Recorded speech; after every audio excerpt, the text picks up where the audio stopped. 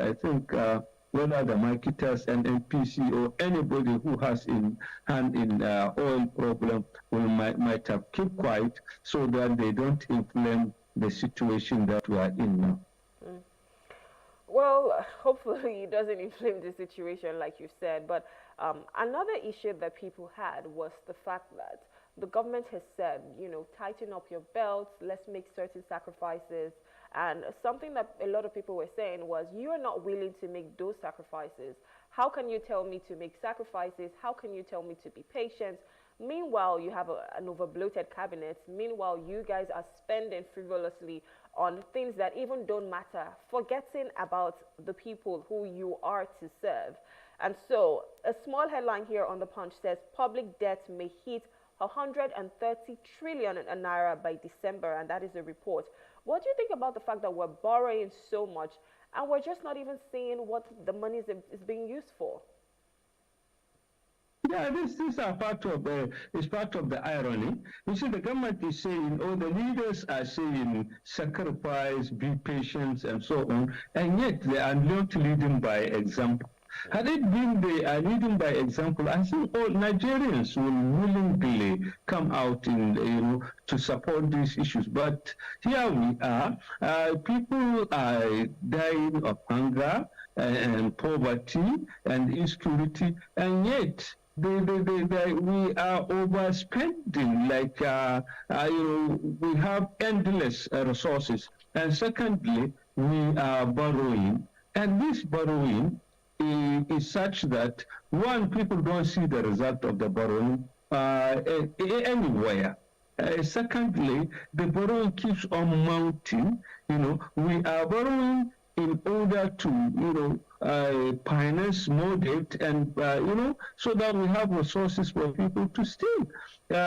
Sorry, I don't want to use steal, but embezzle that way.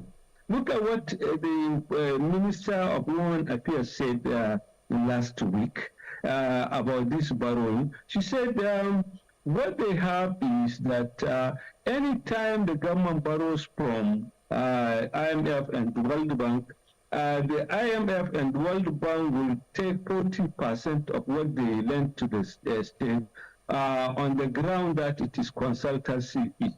So you see, that is part of the reason why we are not seeing the money. Already what we are going to pay is going to be 100%, but they are giving us only 60% because they say they take 40% in terms of consultancy fee. And the remaining 60%, is where you have embezzlement, where you have corruption and other things. So that is why for every naira that we borrow, already, for every 100 naira that we borrow, already 40 naira is gone to that consultancy. So the remaining 60%, 60 naira, I'm doing it in naira so that people will understand. The remaining 60 naira is such that about 50 naira will be embezzled through fictitious corruption and so on. So the remaining 10 naira is what will be put in ground. And, in that way also, the project will be for 1 naira, they will now make it like 50 naira or whatever. So there is overbloating. So that is why people cannot see, because it's a simple thing. Money cannot put result unless you put it to work. But where you have money being siphoned, where it's embezzled, people will not see the project on ground. Hmm. I mean, it's quite unfortunate because I know that Nigeria is blessed with so much, yet we see so little or even nothing at all. And we have to keep borrowing, and we're not even seeing what the monies are being used for. Instead, people are enriching their pockets when they get into offices. I don't know what they're planning on doing, especially when it comes to tackling corruption. But I just hope that one day, we'll have a corrupt-free nation. I know it might seem like wishful thinking, but I'm sure it's doable. And it just starts with each and every one of us saying we want to do the right thing and we just want to ensure that we're not corrupt. But speaking on the economy and everything that's happening, there's another headline here on the Guardian. It says import duty FX rises to 1,618 naira per dollar. despite despite Tinubu's pledges. So the president has pledged, they've said a lot, right? But you're still seeing the import duty rise to 1,618 naira. How is this even going to help? Do you think this is a recipe for disaster? In as much as the government is saying something, saying be patient, just give us some more time, things will get better. But on a daily basis, you're seeing things like this. What does this say to the common man? Is there even any hope for the common man? Actually, it is dashing the hope of the common man, and is dashing the hope of virtually everybody, except for those who are benefiting from it. So these are the ones who are not, hopeless on the issue. But as far as the average Nigerian is concerned, we are being pushed into that hopelessness because the way things are going, as if it is a curse on us. The more the government comes out and says they are going to do X on this issue, the more it becomes, more complicated. And so like this, what we are seeing now is people are making it a cash cow. So it is disheartening to see that the way the government is doing is just counterproductive. And the other thing is, actually, in reality, we are just giving lip service, okay? And thirdly, there is issue of impunity. People, even if the government says that this is what they are planning to do, some people will sabotage it, and nothing will be done to them. So unless you have rule of law, unless you now enforce these things, that is why you will be able to do that. But otherwise, the way we are making people hopeless rather on the issue, the way things are going, actually, we are just postponing the inevitable. Even if there is not going to be crisis, we are heading towards grounding the economy, towards grounding the nation. And when you ground it down, what will happen? That is what people don't want us to see. That is what we all fear, that we shouldn't go into that direction. On the business NG, it says money supply hits all-time high, inflation risk intensify. What can the government do right now to ensure that, inflation, because inflation is already super high. And of course, everybody wants inflation to come down to about, 19%. In fact, it has been promised that do not worry, inflation is going to come down. We're looking at 20% by the end of the year. But if we're seeing inflation that is about 40%, well, that's for food inflation, and there is still the risk that it might intensify even more. Do you think the government is doing anything in their part to ensure that things get better for Nigerians? No, actually, in terms of policy pronouncement, they are making it, but in terms of actual policies on the ground, they are not doing that.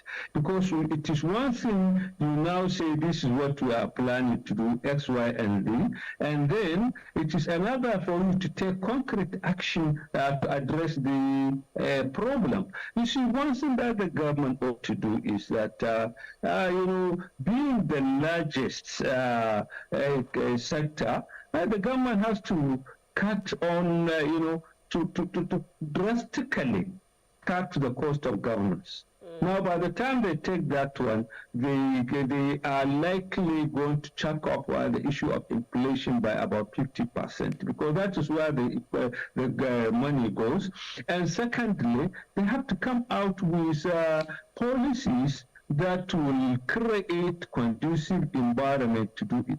For example, one thing that we do is when we plot the Naira, like here in northern Nigeria, we are close to Nigeria and Cameroon and so on. Yeah.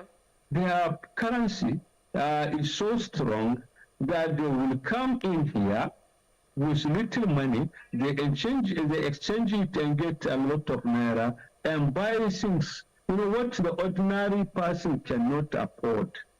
Okay, they can easily buy it at about 3 times or 5 times, and they buy it freely. So I think these are the things. Unless the government, have an integrated economic policy, That is why how they can address the issue of inflation. The question that, yeah, they are worried, yeah, we are doing this, and after all, then the government will come up with other policies that are counterproductive, add tax here, do these things, and so on. So unless we look at it holistically, we are not addressing the problem of inflation. And as long as inflation is going on, all chain of other events will go. This is what neoliberalism is all about, that inflation is the sole problem, I mean, the mother of all problems in any nation, and yet we are not addressing it. We think we can take part of the neoliberalism and therefore get the basic tenets of it. Mm. I completely agree with you when you talk about cutting the cost of governance. I feel like that might just be a way to tell the people that we hear you and we understand you, and we're trying to put actions in place to ensure that, you know, we're saving money, because you cannot have an overbloated cabinet. You cannot have all of these ministries. You cannot have all of this, and you're spending so much money and telling the Nigerian people to be patient. And of course, they're seeing what the numbers are. They're seeing inflation go up. They go to the markets, they spend money, and they know that they cannot afford the basic necessities of life. The things that they used to be able to afford before, they cannot afford it anymore. And you're still telling them to be patient. So I completely agree with you with cutting the cost of governance. And I feel like that would just even help with building trust between the Nigerian people and the government, because now we can trust that you're doing what is in the best interest for Nigerians. Let's move over to Nature News. And Nature News leads with Obasanjo raises alarm on an impending civil unrest. The writer says attributes mass poverty to gas flaring, abandoning agric. So when he says impending civil unrest, it just makes me chuckle a little bit, because I'm like, we've already seen a protest that has happened from the 1st of August till now. And if that's not even a civil unrest, I don't know what that is. So for Obasanjo to be saying, the former president, to be saying there's an impending civil unrest, that's quite alarming. But two things he highlighted here were gas flaring, poverty, you know, he attributes poverty to gas flaring and abandoning agriculture. Do you agree with him? And if you do, what are the ways to go about this? What do you think the government is supposed to be looking at, especially if a former president is even telling you that not, you know, tackling things like gas flaring, not having to ensure that you're doing so much in agriculture, you know, is going to cause a civil unrest in the future? What do you think? Oh, yeah, it's true, actually. These issues have a direct bearing to the well-being of Nigeria. They have direct bearing on the security. They have direct bearing on the income, you know, economic strength of Nigeria. Because by the way we are flaring gas, since, you know, oil has discovered, you know, if you go to the, you know, you are from that area, and we just visit it, and we see the flaring is 24 hours, 7 days a week, and, you know, every day it is there. So we see how we are wasting resources, which, if we use it, at least we can have an area that we can have, what do you call it, huge income from Nigeria.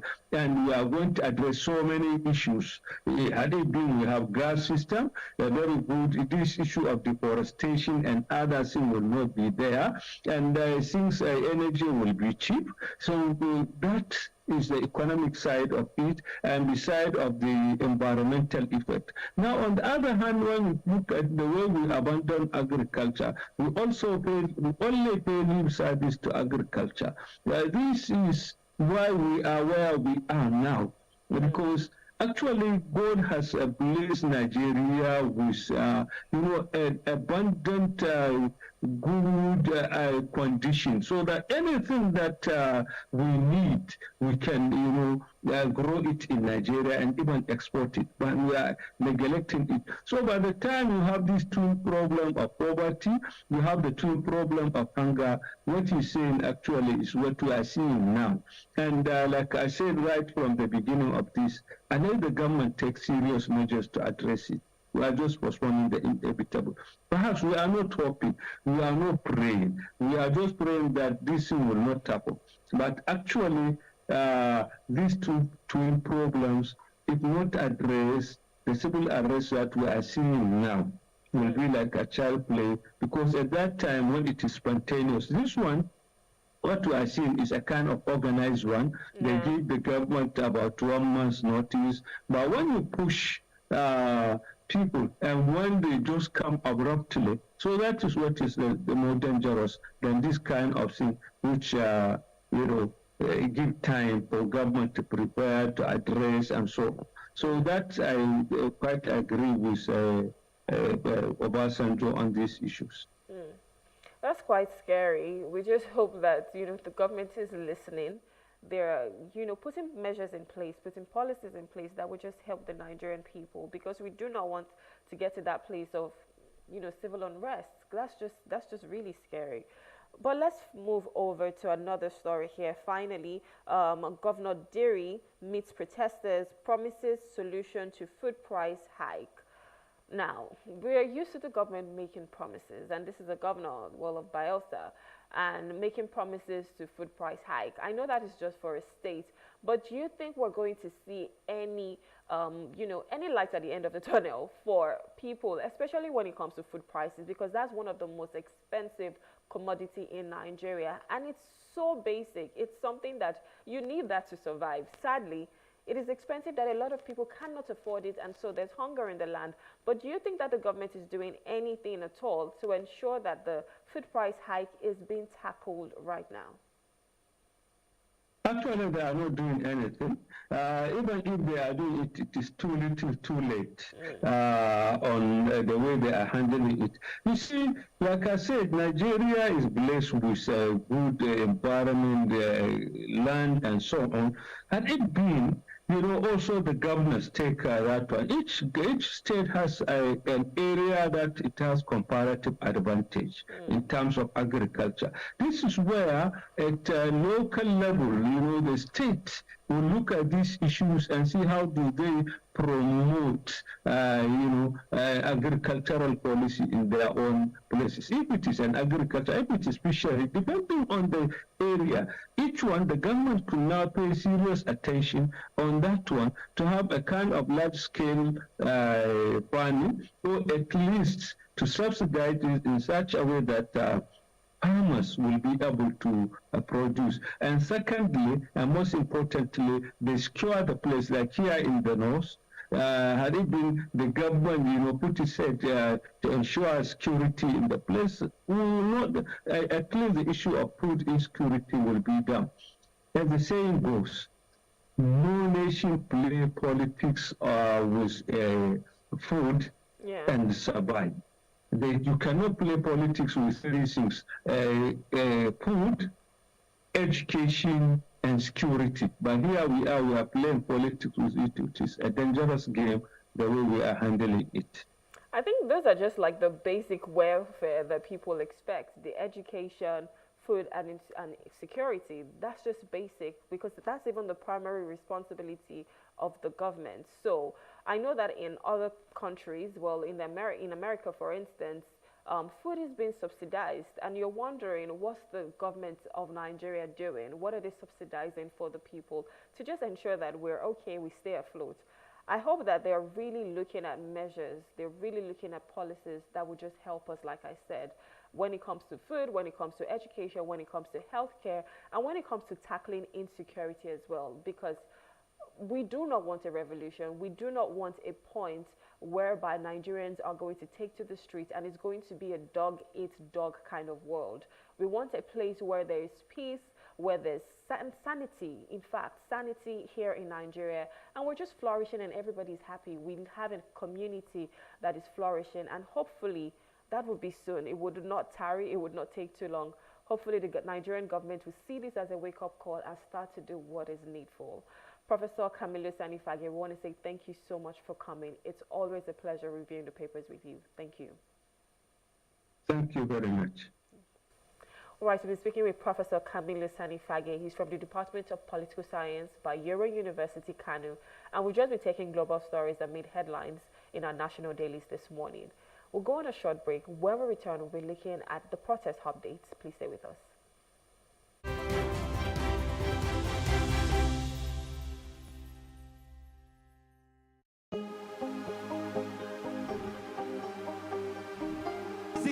I will take you through this amazingness today.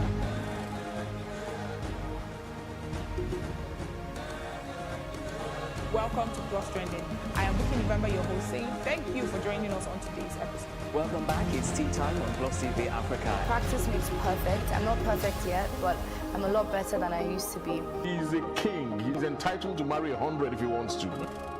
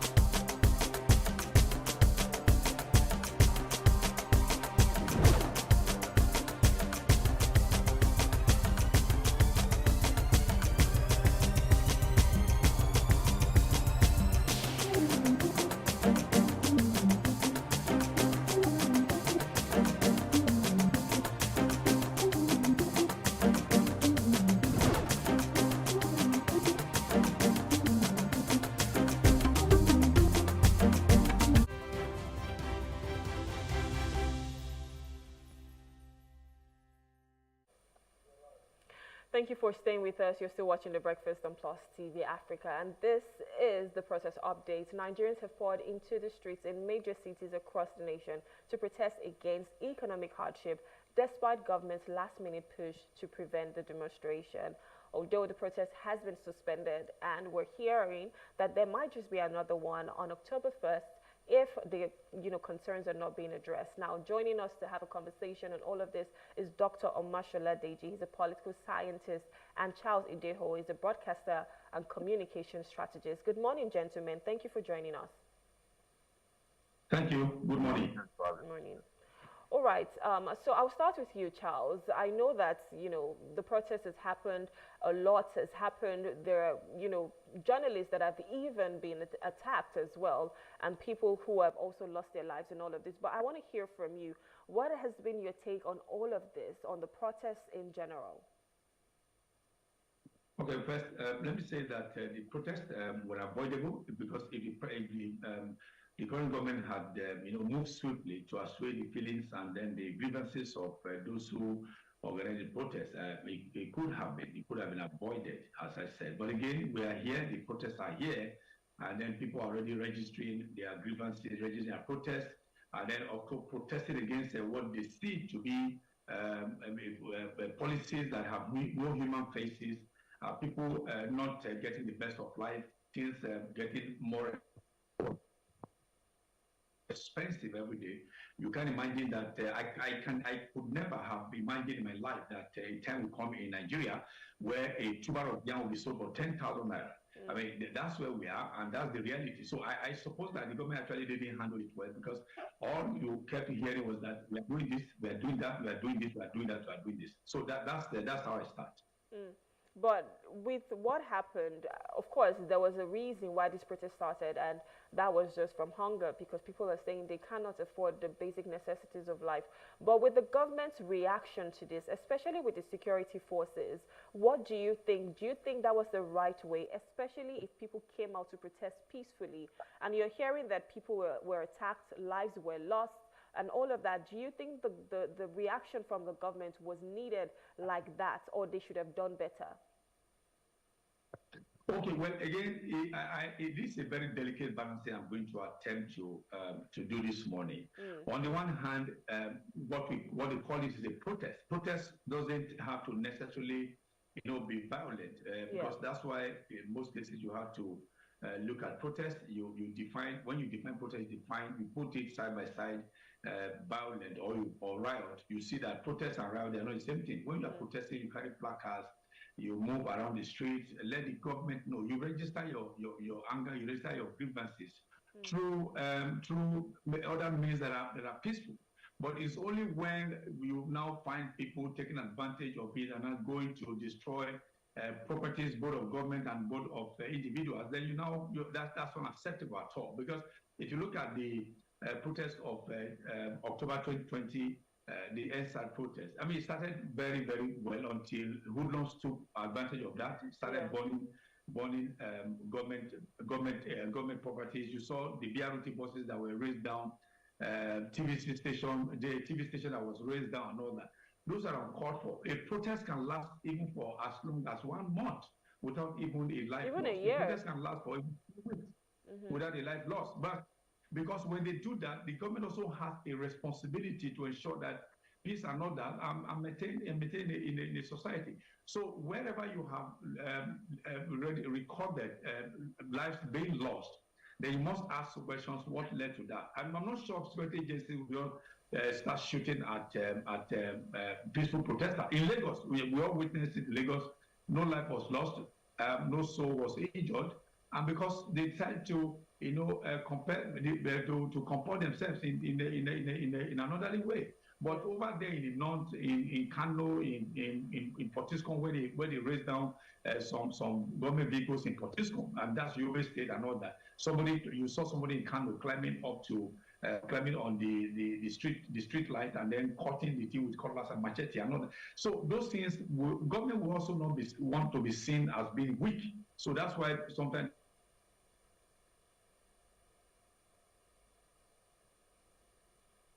Hello, sir. All right, Dr. Deji, let me come to you. I want to get your take on the protests so far. They come out in that order.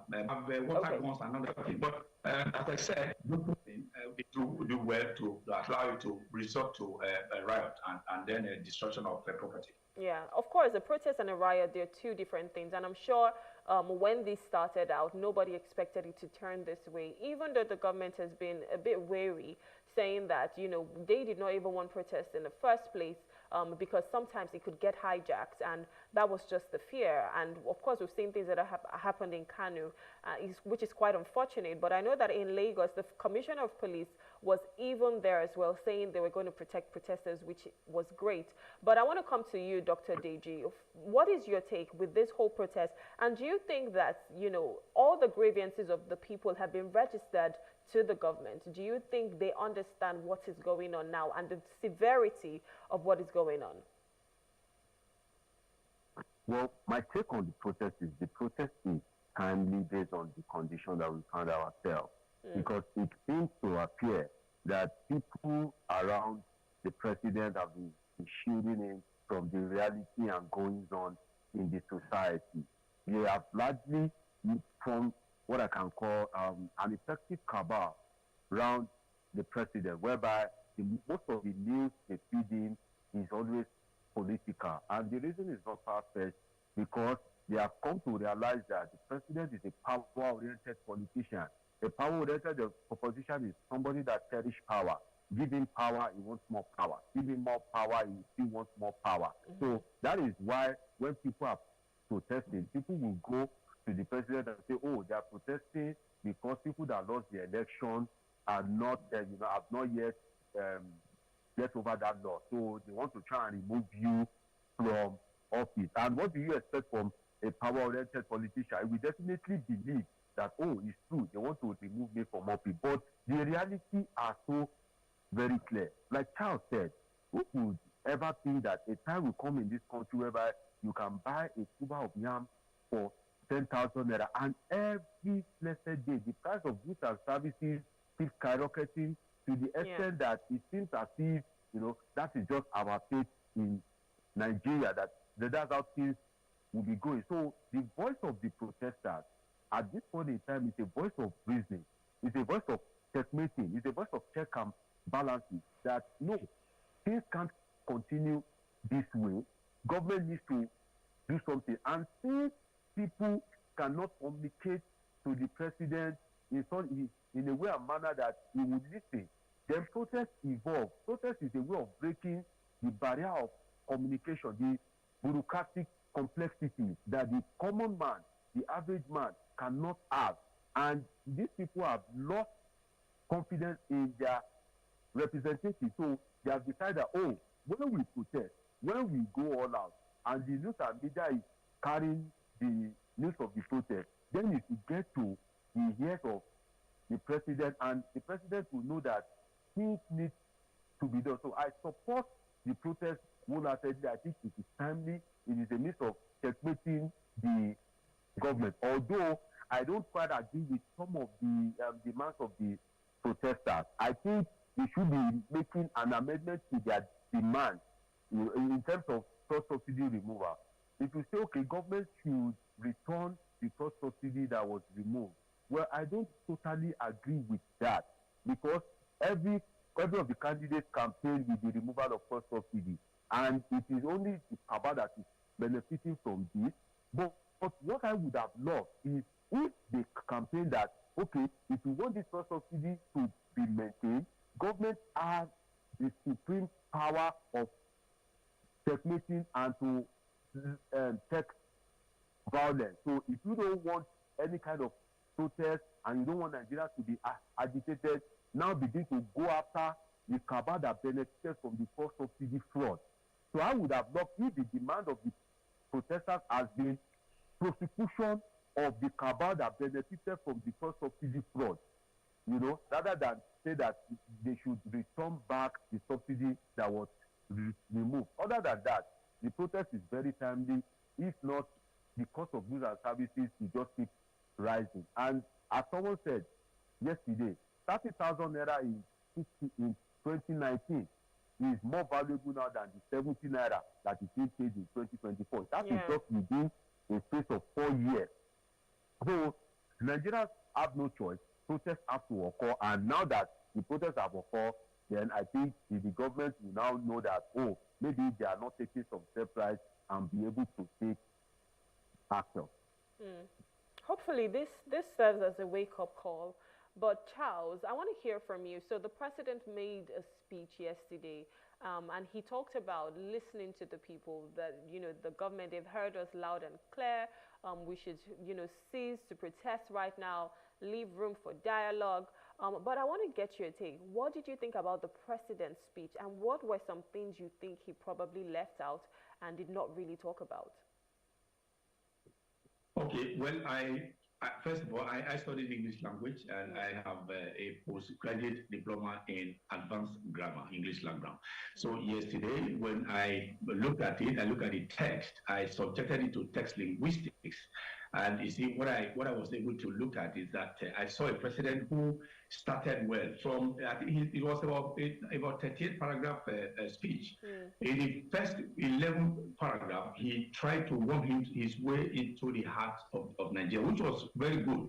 But again, after that, he sounded very boastful, talking about what they have done, how they have spent so much amount of money doing it. But you see, it's good for you to tell us what, just like Dr. Deji said, he said that there are people who may be telling the president that they want to sit him. And if you have a power-hungry president, you will always fall for that trick and want to do everything in order to retain his power over there. So it is only when he delved into that, but I think it's paragraph 2930, if I recall, where he mentioned what they have done in terms of agricultural policy that will ease, that will bring about, that will address the food insecurity. He talked about fertilizer being given to farmers.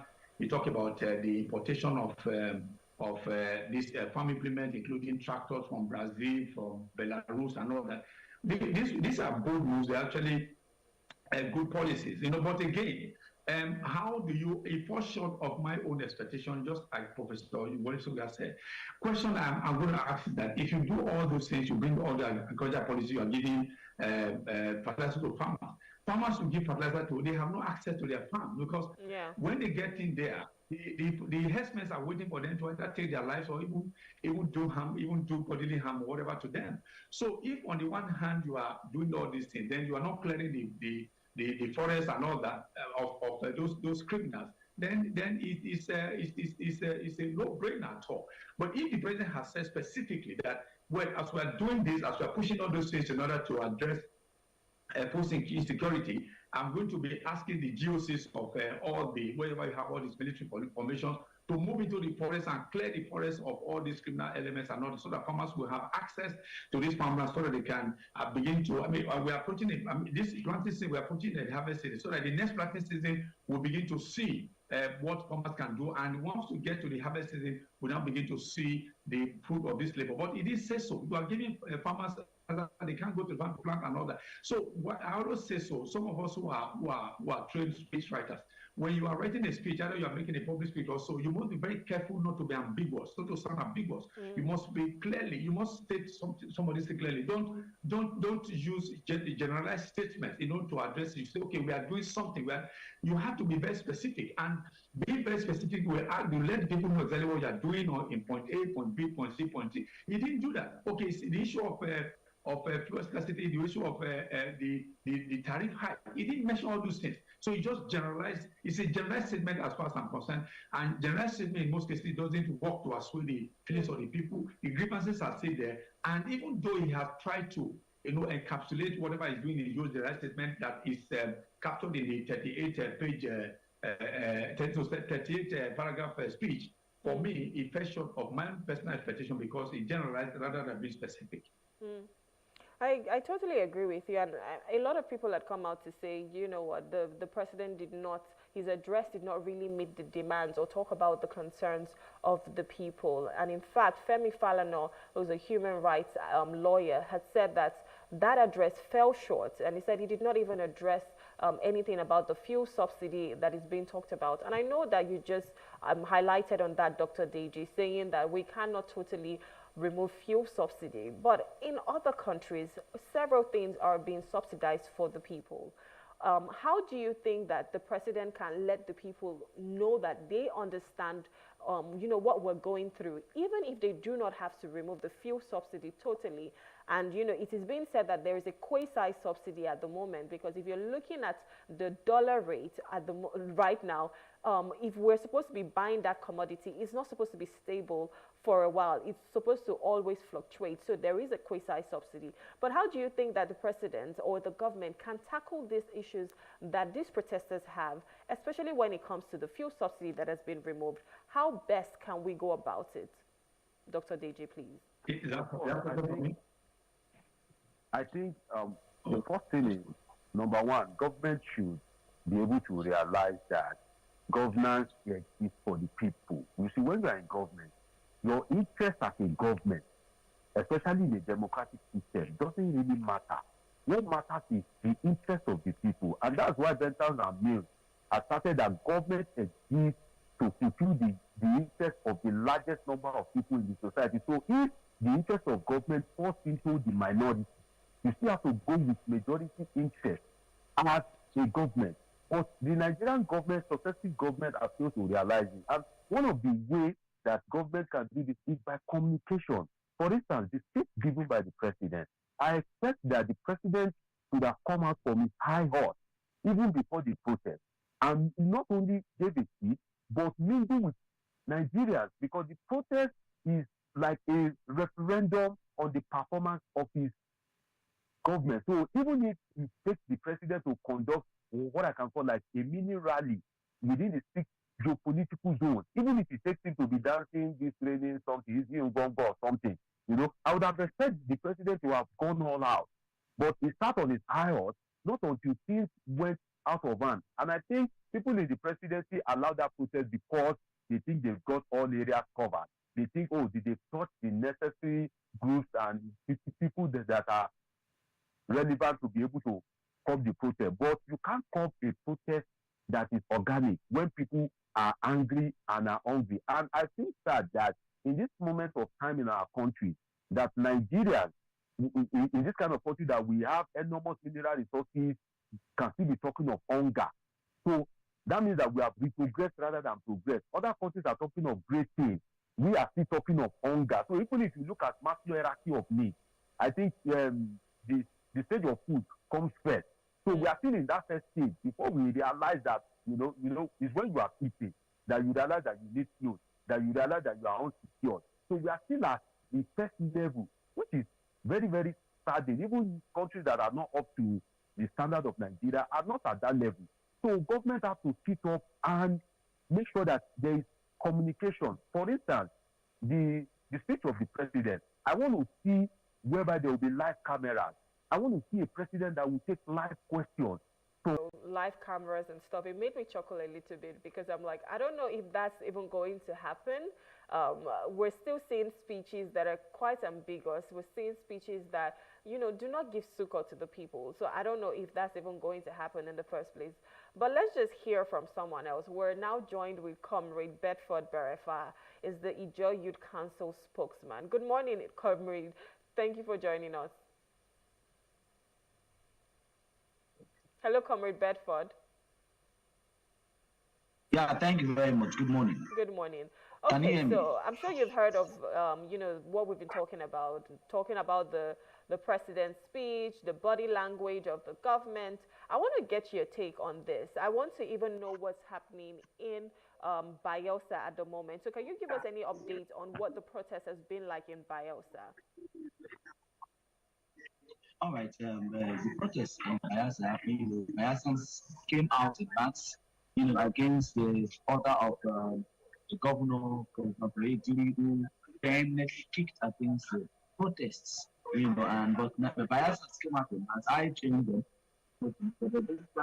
The norms are jacked process, and even 2 persons were killed in the process, allegedly killed in the process of the protest. But as it stands in Bayelsa, Bayelsa is quite calm, quite peaceful as a result of violence. In the Niger Delta, we have seen violence, and we don't want violence any longer in our territories. So that first day, after that first day, the protest has been very, very quiet, low key, only more in the houses, and don't come out to protest. But we have made our stance clear.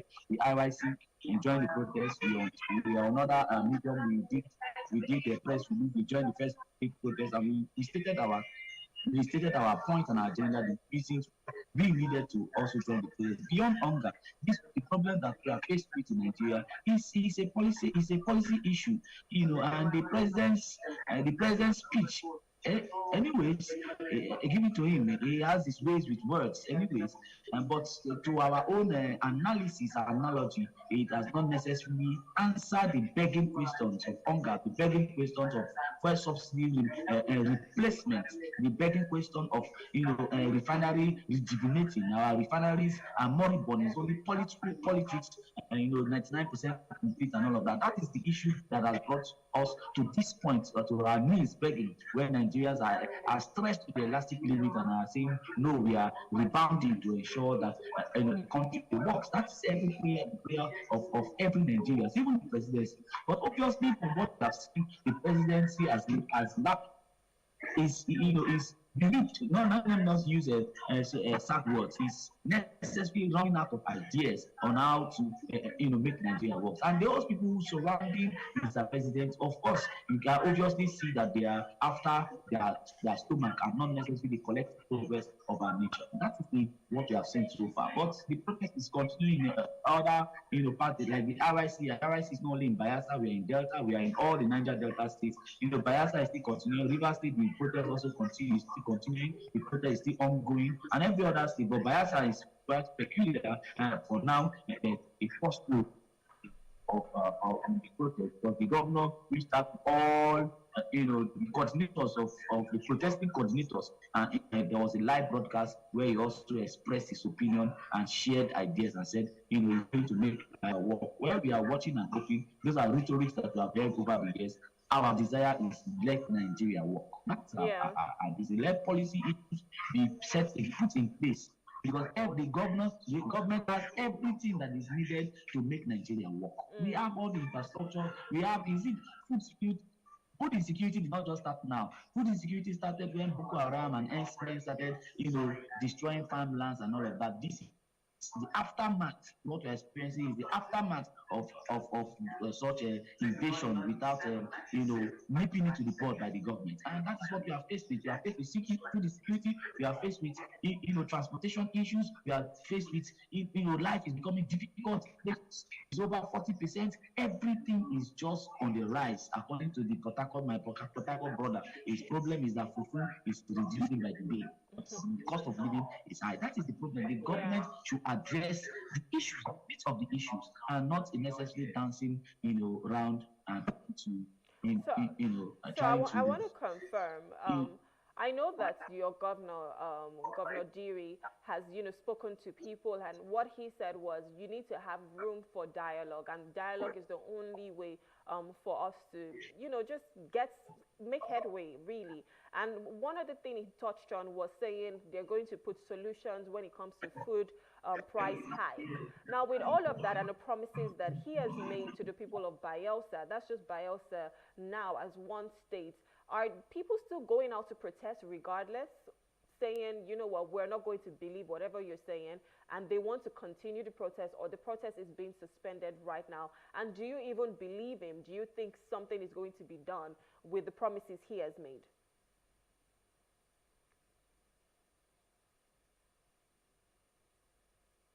Hello, Comrade Bedford.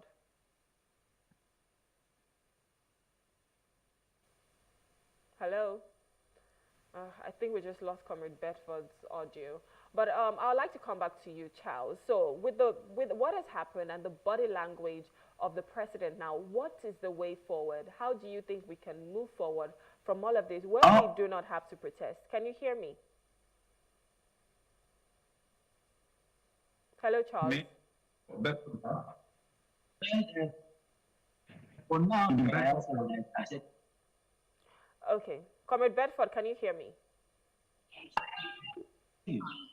Okay, so I was asking, are people still going out to protest regardless of what the governor has said, the governor of Bayelsa, regardless of what he has said?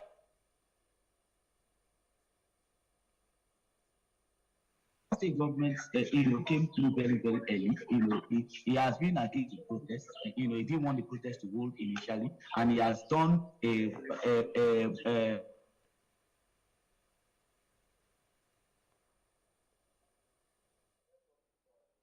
Okay, I think we're having issues with Comrade Bedford's audio. But let me just come to you, Charles, now.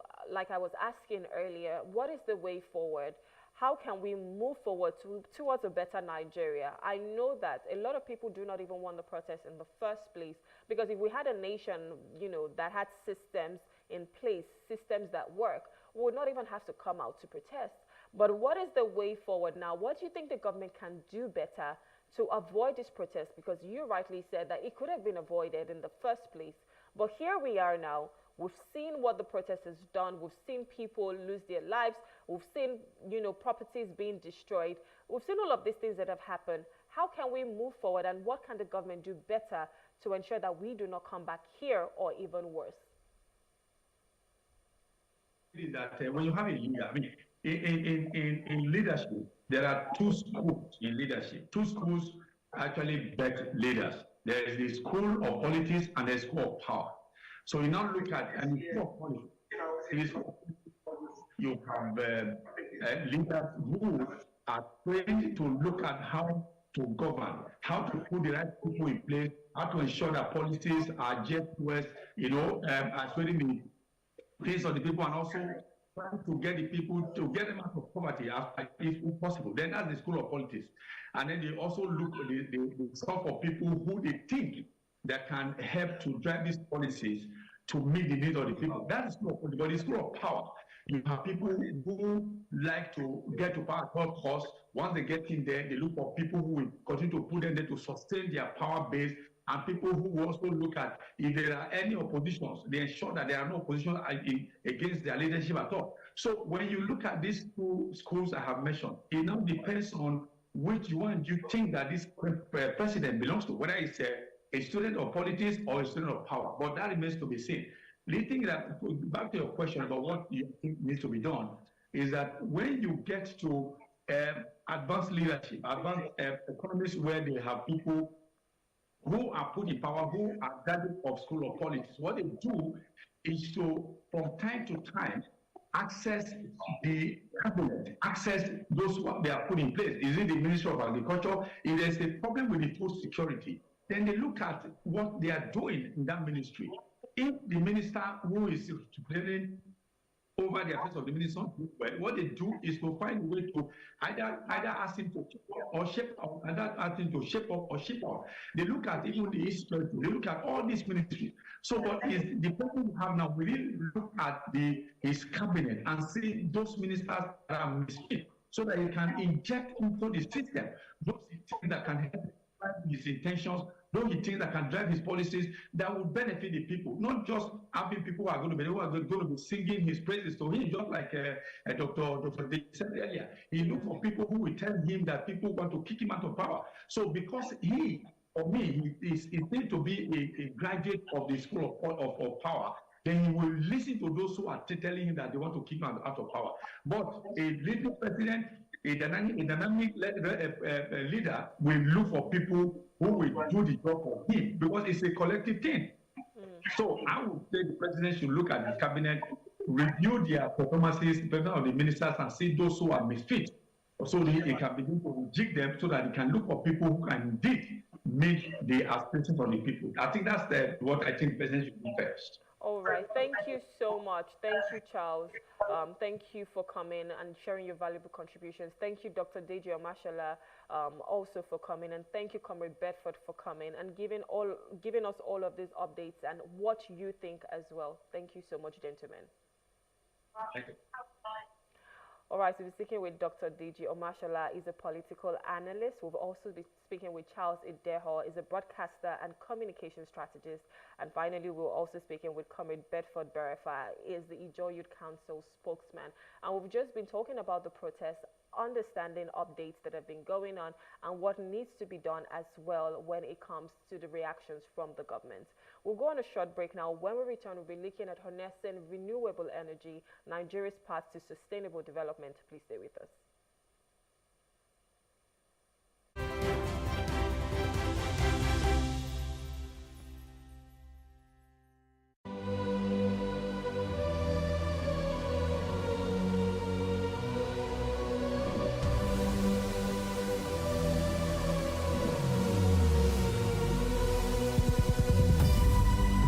What we do not understand, we will stigmatize. What you can see is the remaining of the tanker that exploded. He suffered equally confessed.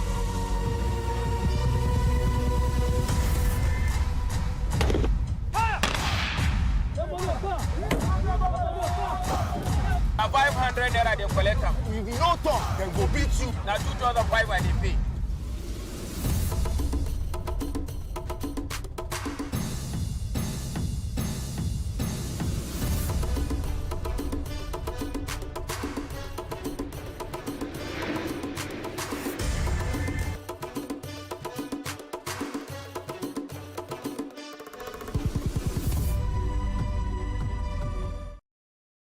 An African girl somewhere is sitting at home, accompanied by dreams that seem so far away. Africa is one of the continents with the highest out-of-school percentage in education, and girls are at an early disadvantage. The sub-Saharan Africa records about 18 million out-of-school girls. This gender gap extends to the tech space with a projection of only a 33% global female workforce representation in tech firms for 2022. Let us help change the stories and numbers. Africa Agility's Project Train a Girl campaign is working to help train African girls in tech. You can donate as little as $2 or 2,000 naira to help a girl in tech get her heels in the door. Visit www.africaagility.rallyup.com/PTAG to donate.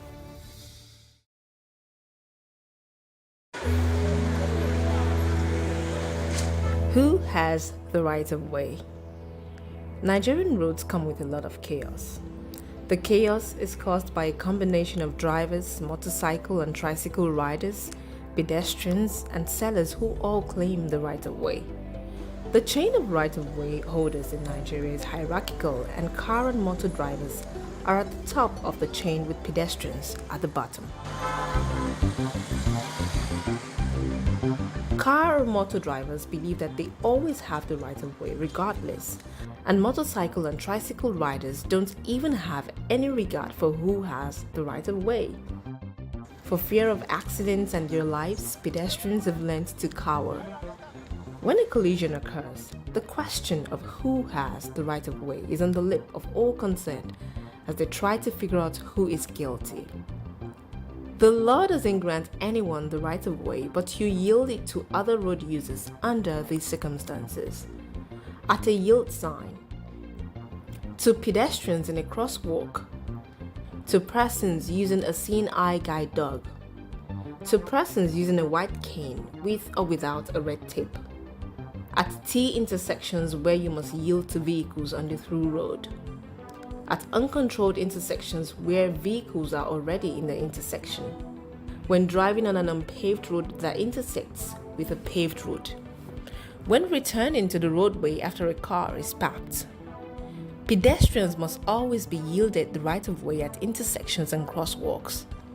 Treat bicycles as motor vehicles. Yield to bicyclists in all situations where you would yield to a car. For example, wait for an oncoming bicycle to pass before turning left. Turn right at a red light if it's permitted and no vehicles are approaching. If you see a sign that says "No right turn on red," then you must wait for the light to turn green again. Otherwise, you must turn right at a red light after yielding to oncoming traffic. Stop for pedestrians who've begun crossing the road. Once a pedestrian has begun crossing the road, they have the right of way. You should also stop for pedestrians waiting to cross at crosswalks that aren't controlled by a traffic light. Yield to oncoming traffic if you're entering a main road.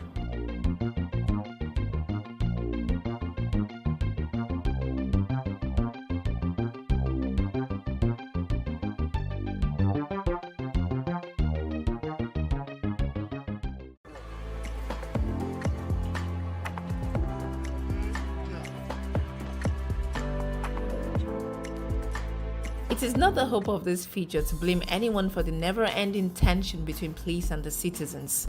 However, it is certain that there is always a tension with most people when they approach a police checkpoint. Many factors are responsible for this tension, including not knowing what to expect or do, seeing the police as the enemy, or even being guilty of an infraction. Many issues that go wrong at a police checkpoint can be linked to lack of proper communication and understanding on the side of the police force and also on the side of the citizen. Here are some tips listed by the police force about comporting yourself at a police checkpoint. Endeavor to slow down your vehicle. It shows that you're not reckless. It also douses suspicion that you're a criminal and may want to speed off.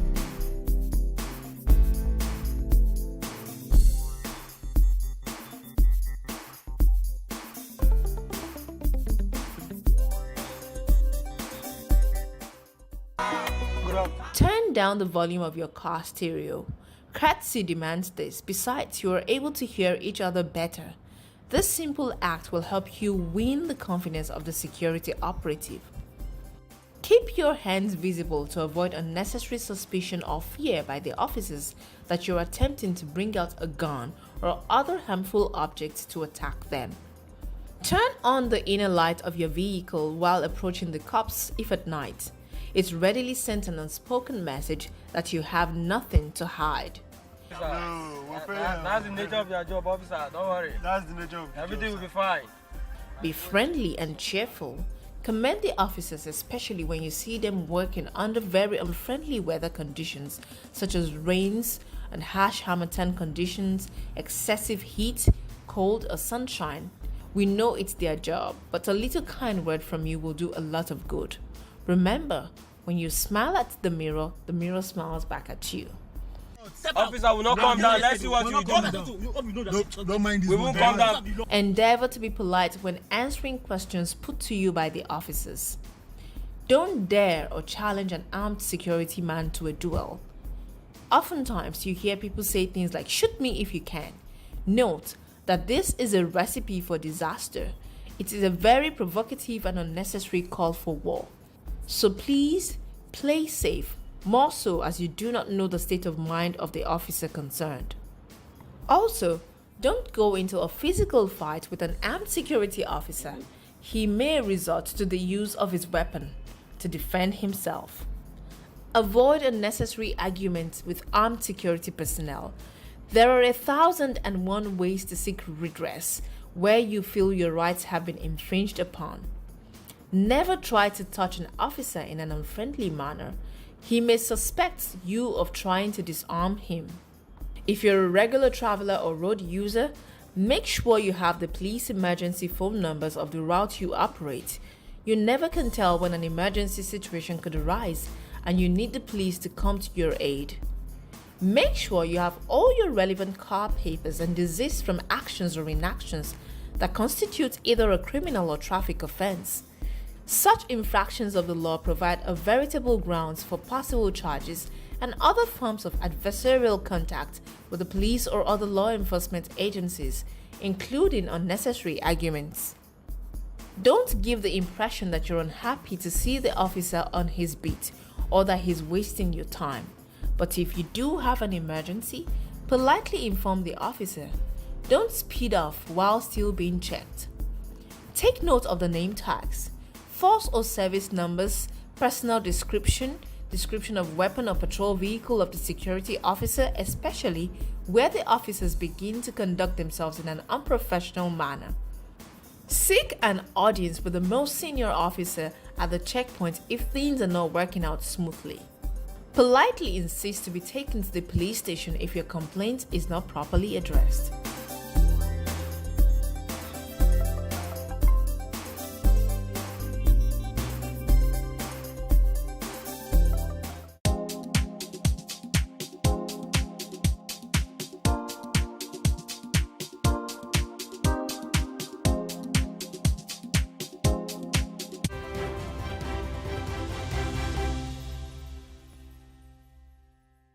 Now, Nigeria is increasingly turning towards renewable energy as a viable path for sustainable development.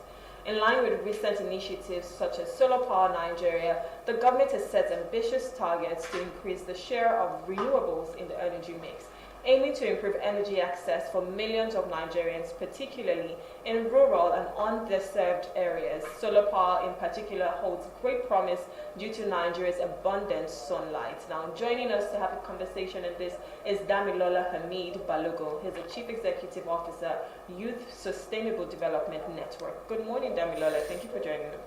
Good morning. Thank you for having me. Pleased to be here. So we're talking about sustainable, renewable energy in Nigeria. Can you just give us a brief overview of what the renewable energy in Nigeria mix is today? All right, that's a very good question. So to bring it into conversation, it's important that we also just take a step back as to what it has been like. So we understand that right now, or before this particular time that we are, before we get to the renewable energy conversation taking over, we have to understand that Nigeria is highly dominated by fossil fuel powered type of energy. And so since 1970, Nigeria has heavily relied on fossil fuel, and it has made it the backbone of its economy. And so right now the world is looking to transition into other forms of energy, cleaner form of energy, in line with international climate and energy policies, talking about the use of solar, talking about the use of hydro, talking about the use of wind, and so on and so forth. So right now, as I speak to you, I can still tell you that out of 100% generated electricity in Nigeria, I can tell you over 80% is still largely based on fossil fuel, but slowly integrating with policies such as national renewable energy policies and energy efficiency use, promoting that, and of course also having the energy transition plan of Nigeria and the Rural Electrification Agency working to drive Nigeria into the future of renewable. Right now we are not there yet, but we are slowly moving in that pace. I was just about to ask, do you think people are embracing this a lot more? I know that in the urban areas, people are using solar energy right now because there's sunlight. We're blessed with that, right? But in the rural areas, because if we're talking about the cost implication of this, do you think people are moving towards that at the moment? All right, so that question you're even coming from comes in line of electricity being a subset of energy itself. Yeah. And so I think it's also important to paint a background as to making people understand that when you talk about electricity in Nigeria, electricity is divided into two aspects. So there is the centralized one, which is known as on-grid, and there's also the decentralized one, which is the off-grid system. Right now, as I speak to you, a lot of people get to benefit from the on-grid system. That's the normal one with the generator and of course transmission and distribution by the Power Holding Company of Nigeria. And of course the off-grid is where we are beginning to see projects such as solar home use, and then we're also seeing projects such as mini grid coming into place. And so in terms of people being able to adopt the solar and other forms of renewable energy, one thing that is important to also emphasize is that initially it is seen as capital intensive. Yeah. And so it is not seen as something that is easily affordable when compared to other source of backup electricity for households such as diesel power generators. So that's a critical aspect of things, and of course this is why the Nigerian government is actively pushing to drive finance into the whole electricity sector itself. Okay, so if we're talking about renewable energy, of course it's clean energy, right? It's even better than your generators, because with your generator there's noise pollution. Sometimes you even have all of this flaring that happens from the pipe and all of that. So it's renewable energy is cleaner, and you just mentioned the fact that the government is trying to push more finances, but what are some policies that you think the government really needs to put in place, especially if they're looking at this and saying this is where we should move to? What are certain policies that they should put to be able to, just implement, just ensure that everybody loves this and we're going for it? I like what you said about implementation. So there are a lot of policies. So there are so many policies as far as the energy transition plan is concerned. Nigeria pledged net zero in 2021 at Glasgow COP26. There is the energy transition plan. There is the Rural Electrification Act. So there are so many bills, and there are so many bills that have become laws. So essentially the implementation is what is important. And then that makes me also then drive in terms of putting all of these things into appropriate action is, of course, implementing it. So right now, as I speak to you, there are several tax incentives for those that are looking to drive into renewable energy. But what is the implementation of this? I can tell you, for example, I'm supposed to, if I'm importing renewable energy machineries from outside of the country, I am not supposed to pay custom duties. That's amazing. It's clearly stated in the law. So all of these things, how implementable are they? And that's the way to even drive things further. I also think I should mention, in terms of projects driving down finance to promote renewable energy in Nigeria, the Nigerian government, together with World Bank, recently launched the DARES program, which is the Distributed Access Through Renewable Energy Scale-Up.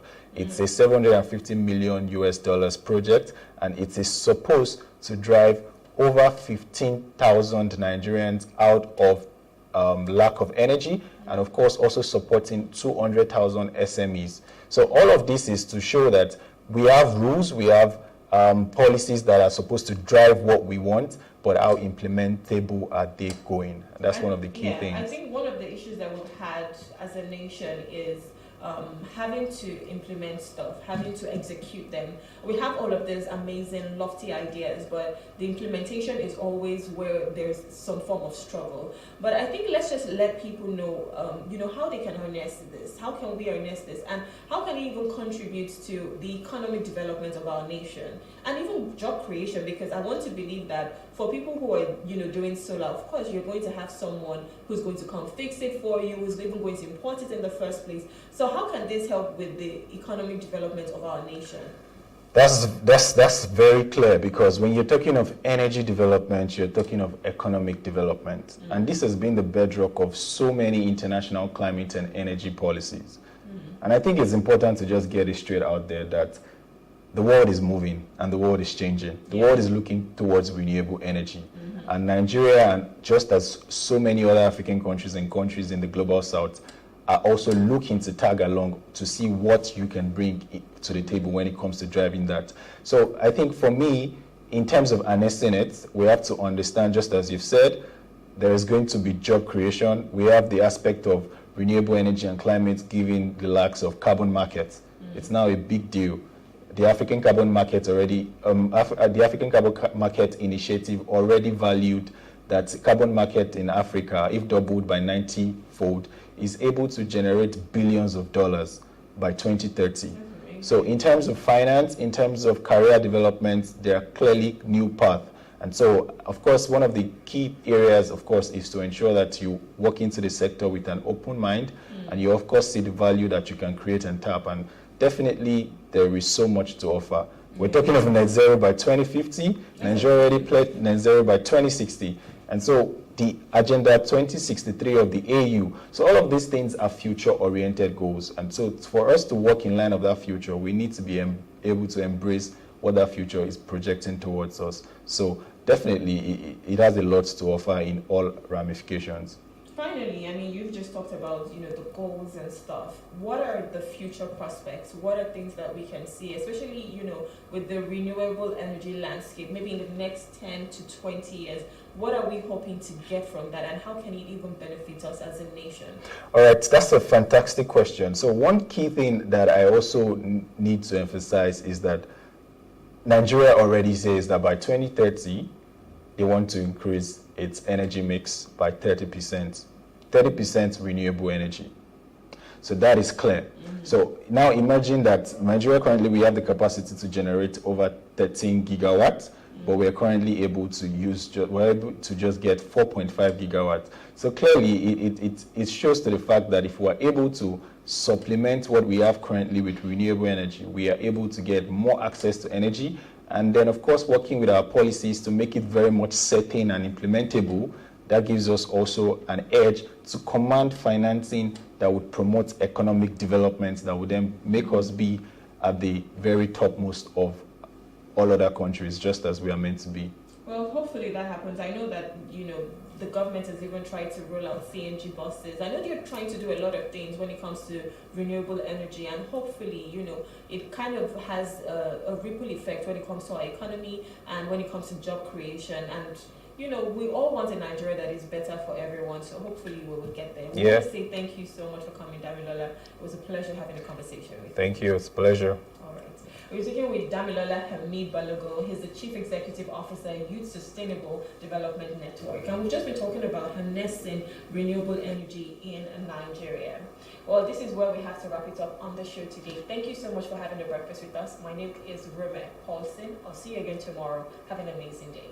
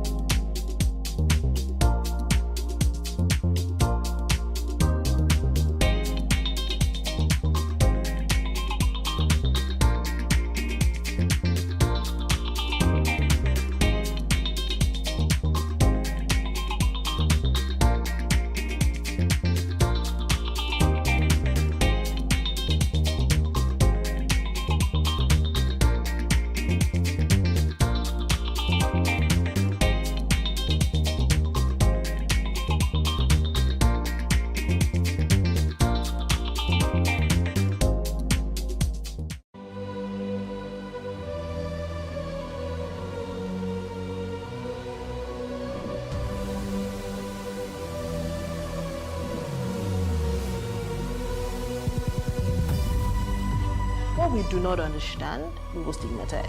What you can see is the remaining of the tanker that exploded. The suspect equally confessed.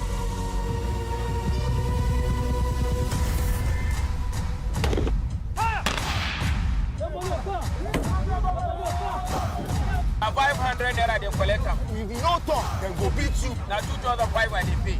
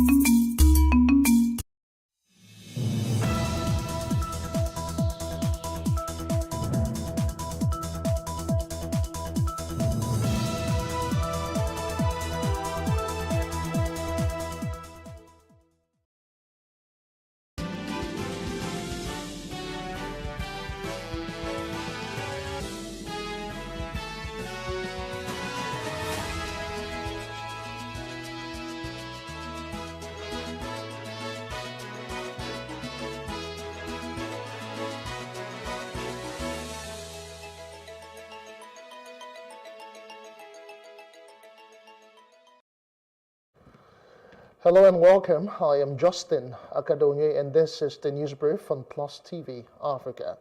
President Bola Tinubu has appealed to protesters not to shut out the oxygen of the country's economy. The president said he understands that the nationwide protests are driven by economic hardship. Speaking in a televised address on Sunday, the president said the economy is on its way to full recovery. My fellow Nigerians, I speak to you today with a heavy heart and sense of responsibility, aware of the turmoil and violent protests unleashed in some of our states.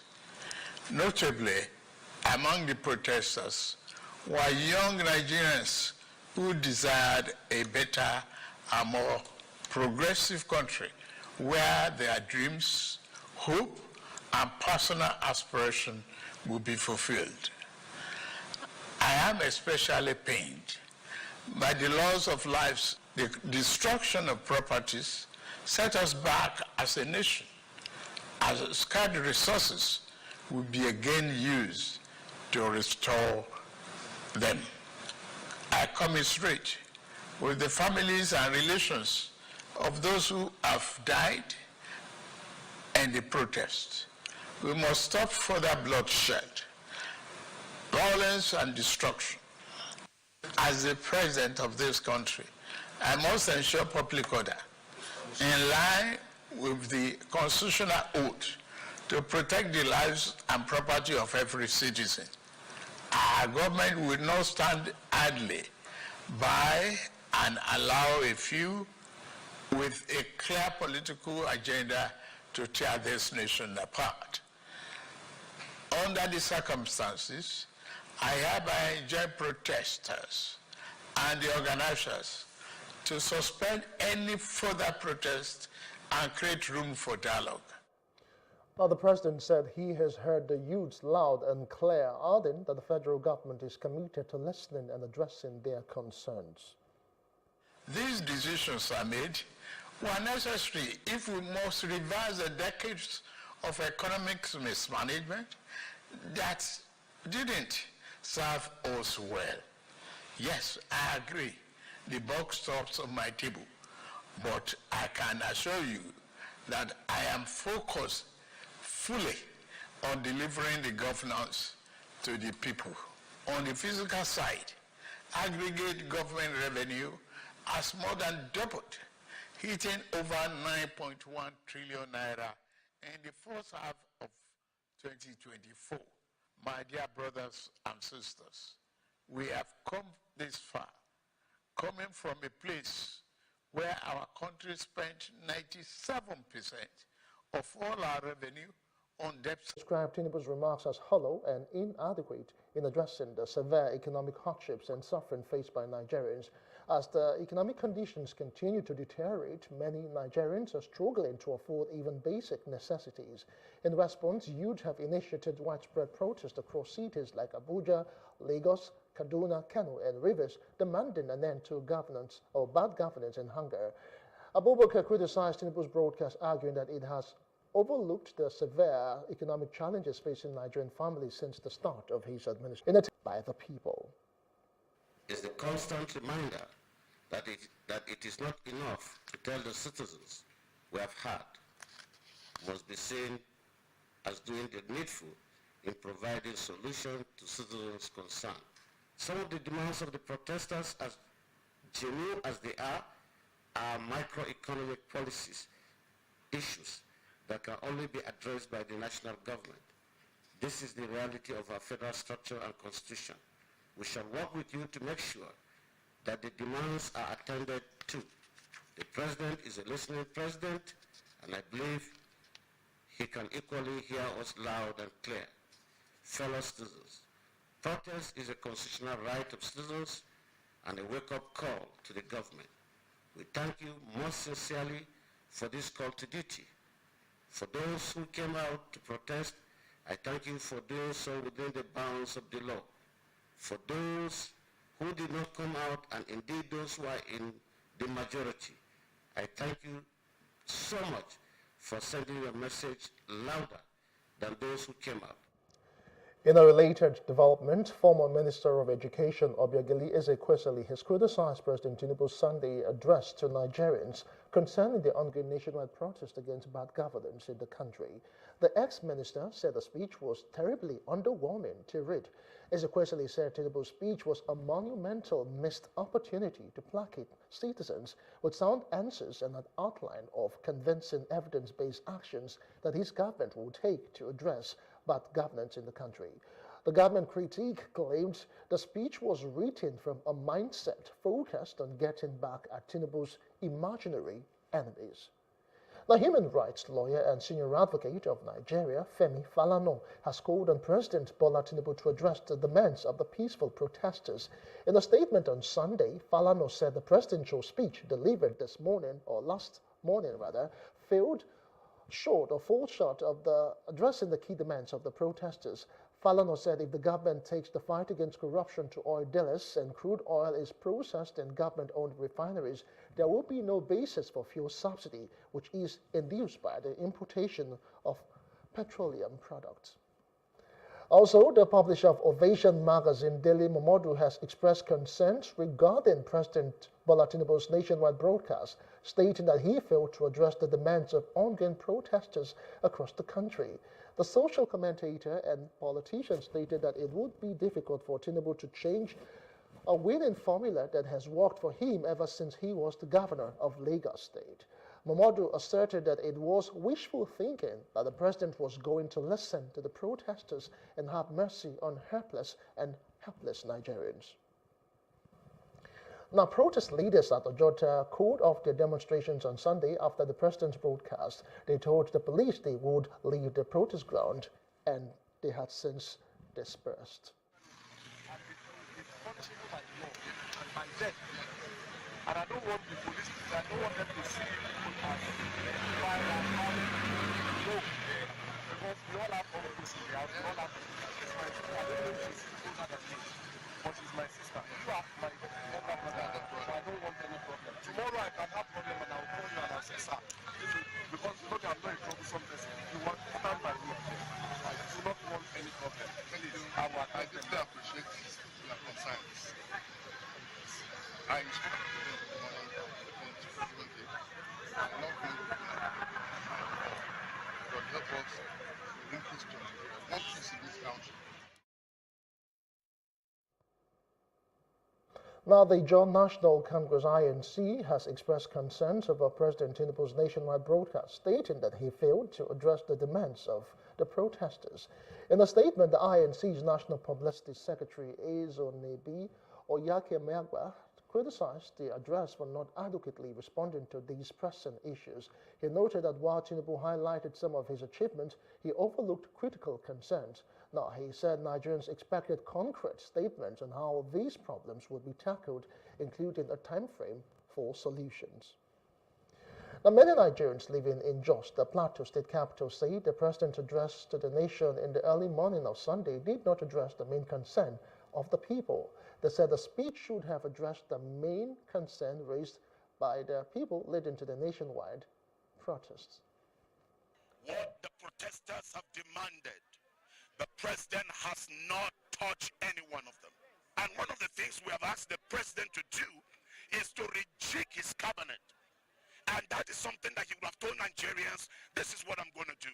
Number two, on the fuel subsidy, is for him to tell Nigerians, all right, bear with us.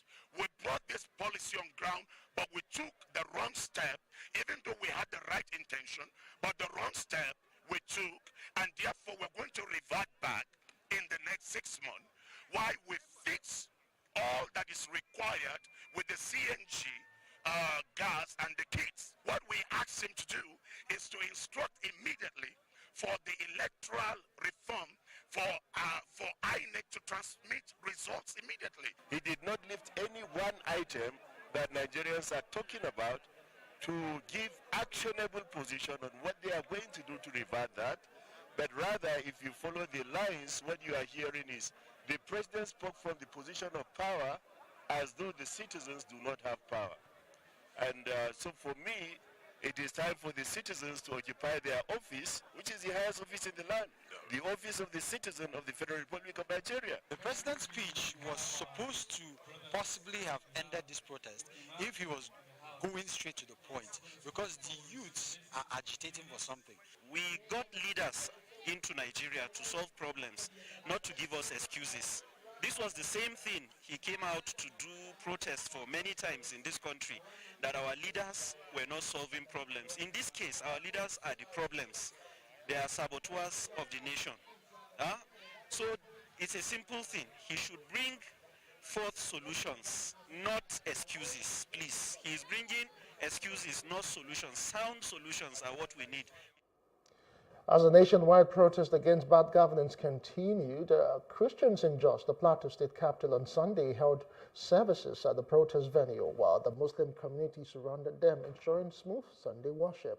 The two major religious bodies declared the need for unity as Nigerians yearn for good governance from their leaders. During our prayers here, like we all know, the Muslims will have 5 daily prayers. So during our Zuhur prayer, and they normally give us backup, because normally we do close the protest by 2 every day. So since from that day till today, they are giving us that backup, and it gave us a sense of encouragement and sense of unity among us. That's why today we said we too are coming here so that we can protect them when they are having their Sunday services. People should consider humanity first in everything they are doing. The first thing you should do when you see someone, you should know he is human first before his religion.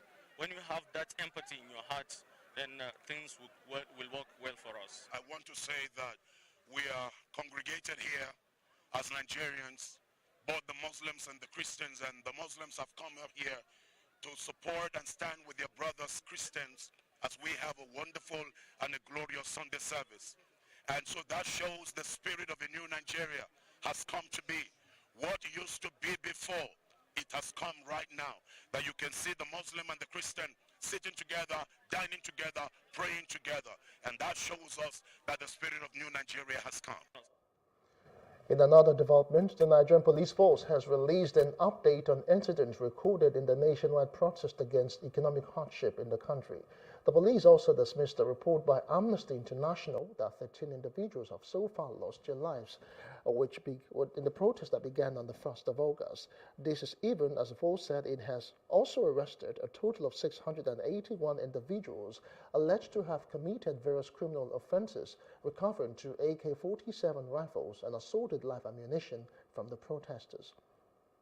The Nigeria Police Force finds it necessary to refute a recent report publicized by Amnesty International, which claims that 13 individuals have lost their lives due to the protests in Nigeria that began on 1st August 2024.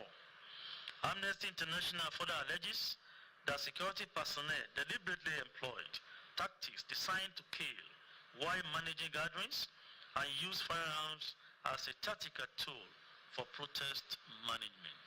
The Nigeria Police Force wishes to provide an accurate account of incidents from the first 2 days of the nationwide protest. In Borno State, 4 individuals lost their lives and 34 were severely injured in a terrorist attack by suspected Boko Haram and ISWAP elements who infiltrated the crowd of protesters and detonated an improvised explosive device IED. Additionally, an incident occurred involving an unregistered Honda Prelude car that ran into the protesters, resulting in the death of 2 civilians in Nasarawa State. There was another incident reported in Yauri local government area of Kebbi State, where a group of individuals mobilized to loot a shop. In the process, a local vigilante man shot and killed one of the looters. The Commissioner of Police in charge of Kebbi State is currently investigating the incident.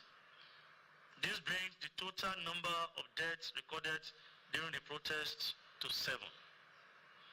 It is important to state that there were no other recorded fatalities during the protest apart from those mentioned above. And now to other parts of Africa. Police in Somalia say that 32 people have died and 63 others wounded in an attack on the beach hotel in the capital, Mogadishu. Now, Al-Qaeda's East Africa affiliate Al-Shabaab said through its radio that its fighters carried out the attack. Police spokesperson Major Abdel Fattah Adan Hassan told journalists that 1 soldier was killed in the attack and that the rest were civilians. Another soldier was also wounded in the attack, according to Hassan. Now, witnesses reported an explosion followed by gunfire. Moving outside Africa now. Amid growing tensions, France has warned of a highly volatile situation in Lebanon as Iran and its allies prepare to respond to high-profile killings blamed on Israel. Urgent calls mounted for foreign nationals to leave the country. Now, Lebanon's Iran-backed Hezbollah movement, which has traded near daily fire with Israeli forces since the Gaza war began in October, announced its fighters had launched a barrage of rockets at Israel's north overnight. The Israeli military said 30 projectiles were fired, with most intercepted. With Israel on high alert for major military action from Tehran-aligned groups like Hezbollah and Hamas, 2 people were killed in a stabbing attack in a Tel Aviv suburb on Sunday. The Palestinian assailant from the occupied West Bank was neutralized by police and pronounced dead at hospital. Well, let's talk business now. The National Union of Road Transport Workers say the federal government has not fulfilled its promise to help transporters convert their buses to CNG to minimize the effect of the removal of petrol subsidy. The NURTW spokesperson, Segun Falade, told reporters on Friday that it was going to be in phases. According to him, 1,000 buses were supposed to be available first, then others would follow suit.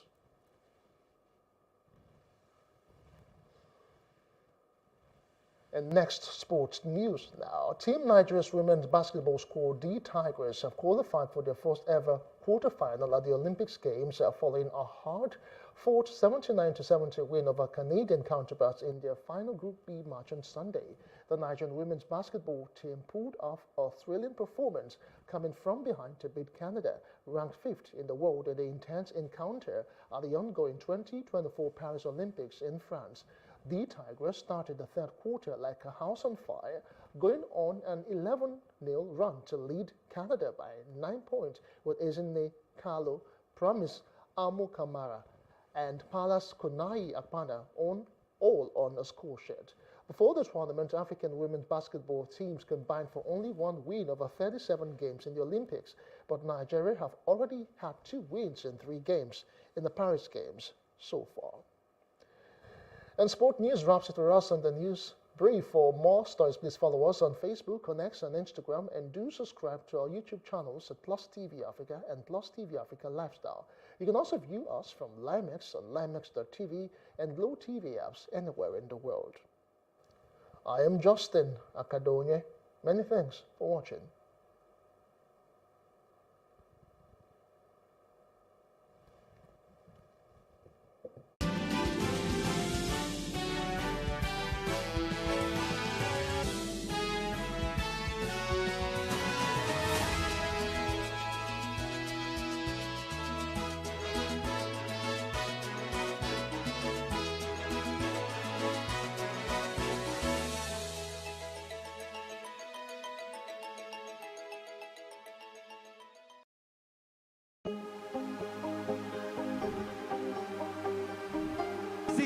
I will take you through this amazingness today.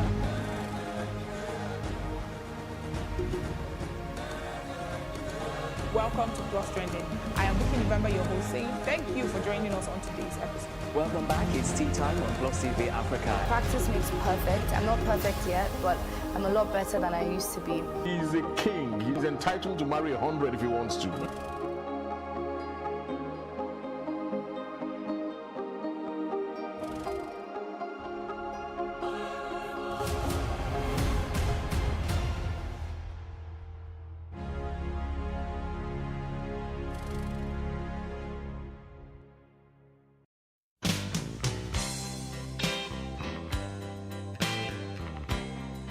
Fundamentally, hustle culture is about work dominating your time in such an unnatural way that we have no time to live our lives.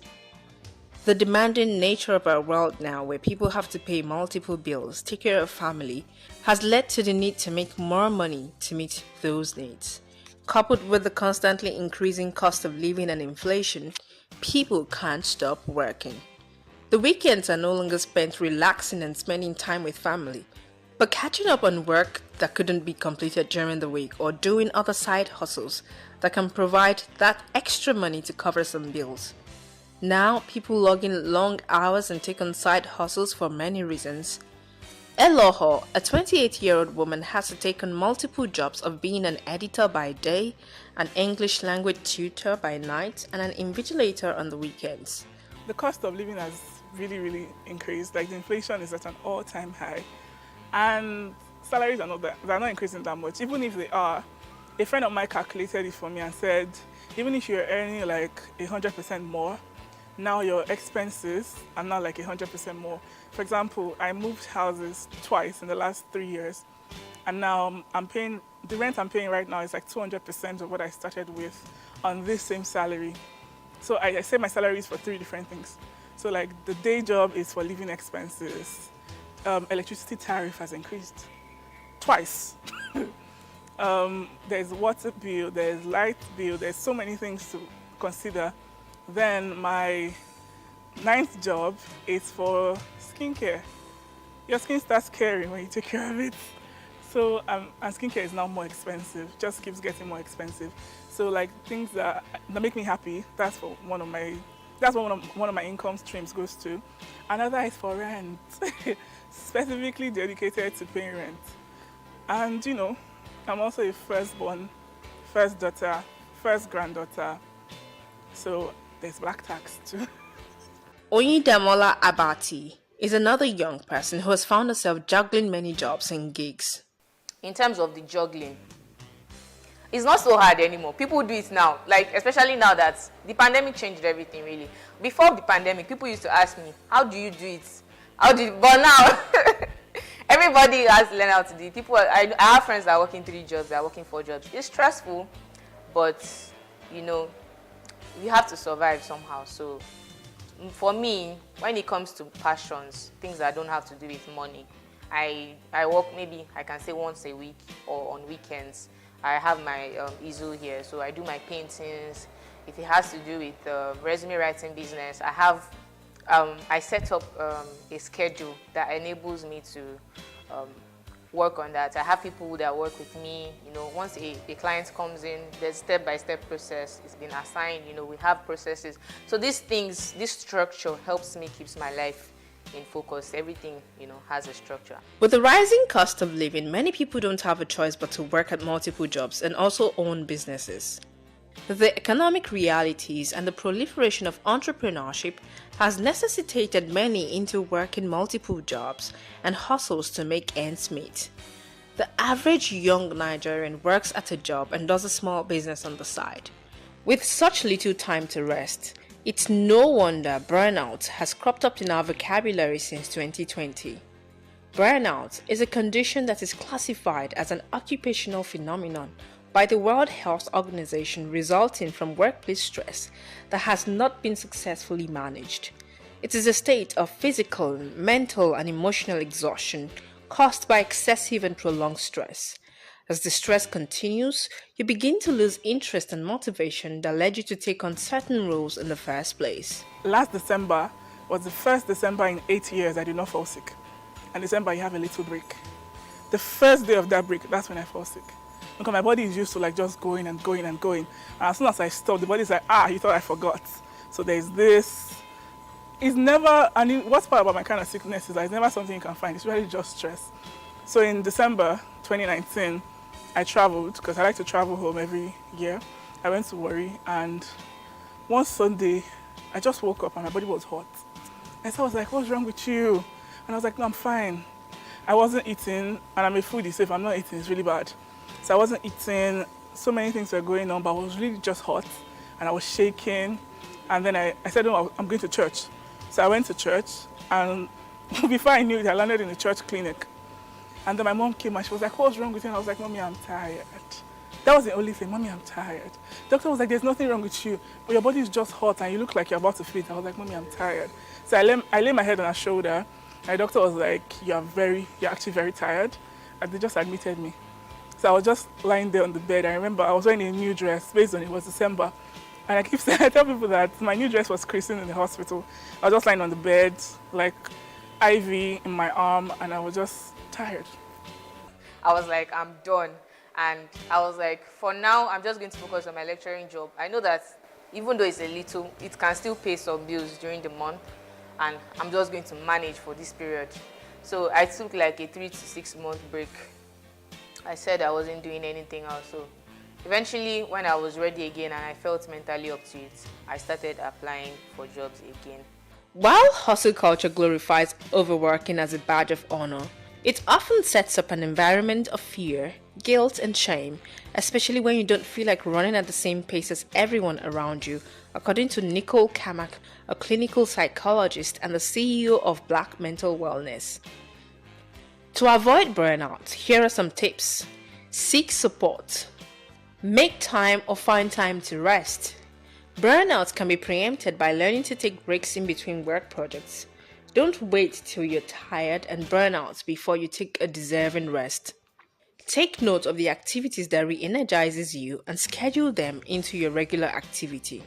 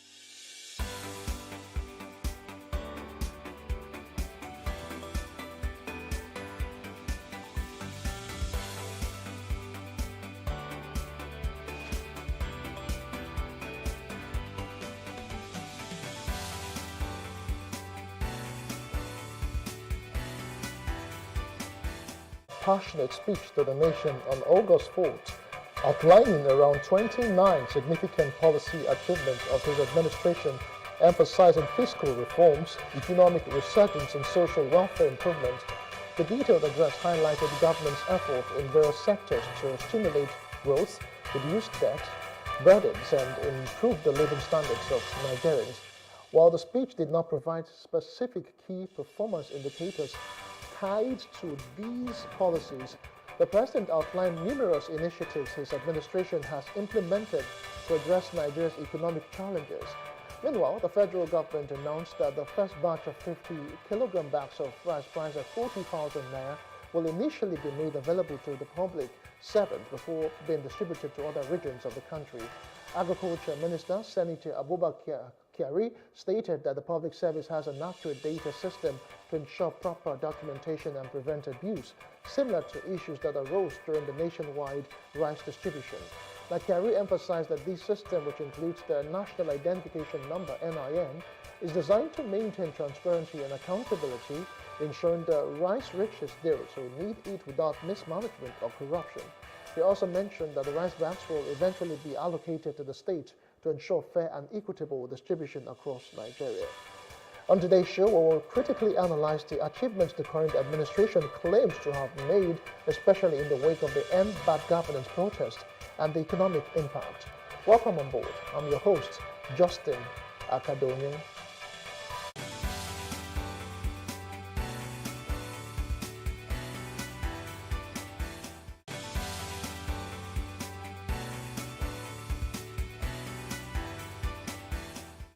All right, just before we get into the conversation, Nigerians have expressed dissatisfaction over President Bola Ahmed Tinubu's address to the nation over the nationwide protest against bad governance and cost of living, which began on August 1st.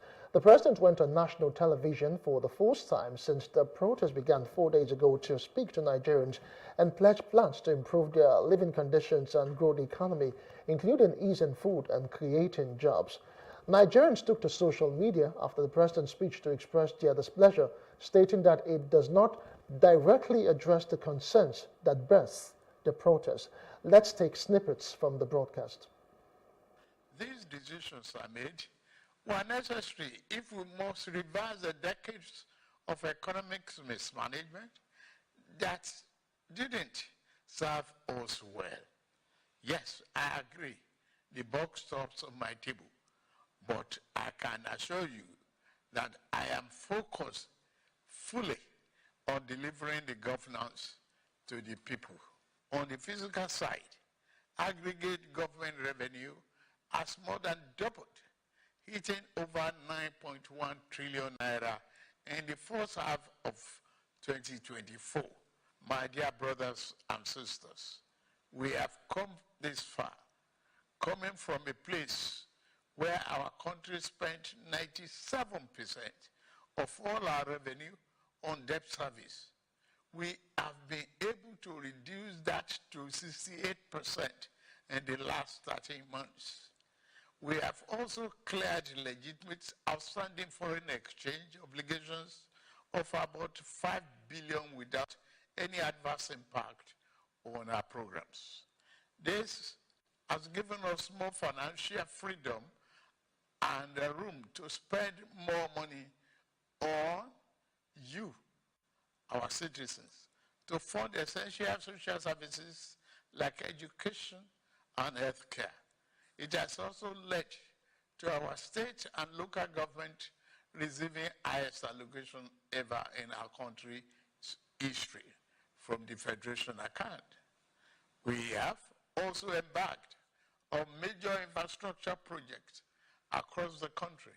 We are working to complete a heritage project critical to our economic prosperity, including roads, bridges, railways, power, and oil and gas development. Notably, the Lagos-Calabar Coastal Highway and Sokoto-Badagry Highway projects will open up 16 connecting states, creating thousands of jobs. All right, welcome back, President Bola Tinubu, there from the nationwide broadcast that was done yesterday. But Nigerians took to the street on Thursday protesting the country's deteriorating living conditions. They demanded an end to fuel price hikes, soaring food inflation that has led to a hunger crisis, and better regulation of government spending. Now, President Tinubu's economic transformation plan includes a 570 billion livelihood support program expected to benefit 600,000 small businesses across Nigeria's 36 states. The plan also aims to accelerate food production by cultivating over 10 million hectares of land to grow what Nigerians eat. However, many Nigerians argue that the government has made more promises than achievement, demanding actionable targets. I have international finance and economic analyst Mukhtar Mohammed joining me now for further discussion. Good morning to you, Mukhtar. Thanks for joining us on Business Insight. Thank you, Justin. What a day to be on your program. Thank you. All right. It's been some 4 or 5 days of trying times for the country's economy, the nation, Nigerians generally, with the hashtag End Bad Governance and hunger protests across the Federation. First of all, Nigerians, came out all in one voice saying that they cannot really continue to live, with the turmoil that has affected them. But then let's just look at this economically. Let's analyze what has happened in the past 4 days. Then we'll talk about the president's speech yesterday. First of all, economically, how would you say the protest, what toll has it taken on the nation's economy? Justin, for a country that the most vibrant economic sector is the informal sector, for the past 3 days, markets were completely shut down. So when you look at that figures, daily, that we've lost over 900 billion. If you put that up, averagely 300 billion every day that comes from the informal sector, that's about 900 billion has gone for that day.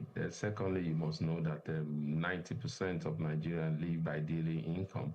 And whereby they go out, they do their businesses, and they come back. Especially the vibrant sector of the Nigerian economy is the transportation sector that move goods from point A to point B. That sector was totally shut down. And also the vibrant market women, also markets were shut down. So those are the most vibrant sector, the small businesses. So they were shut down for the past, at least for the first 3 days. If you say that the other days we may be losing, but it's not as much as we lost in the past 3 days when this protest started. So definitely, even the government sector, you realize that some government offices also were not open.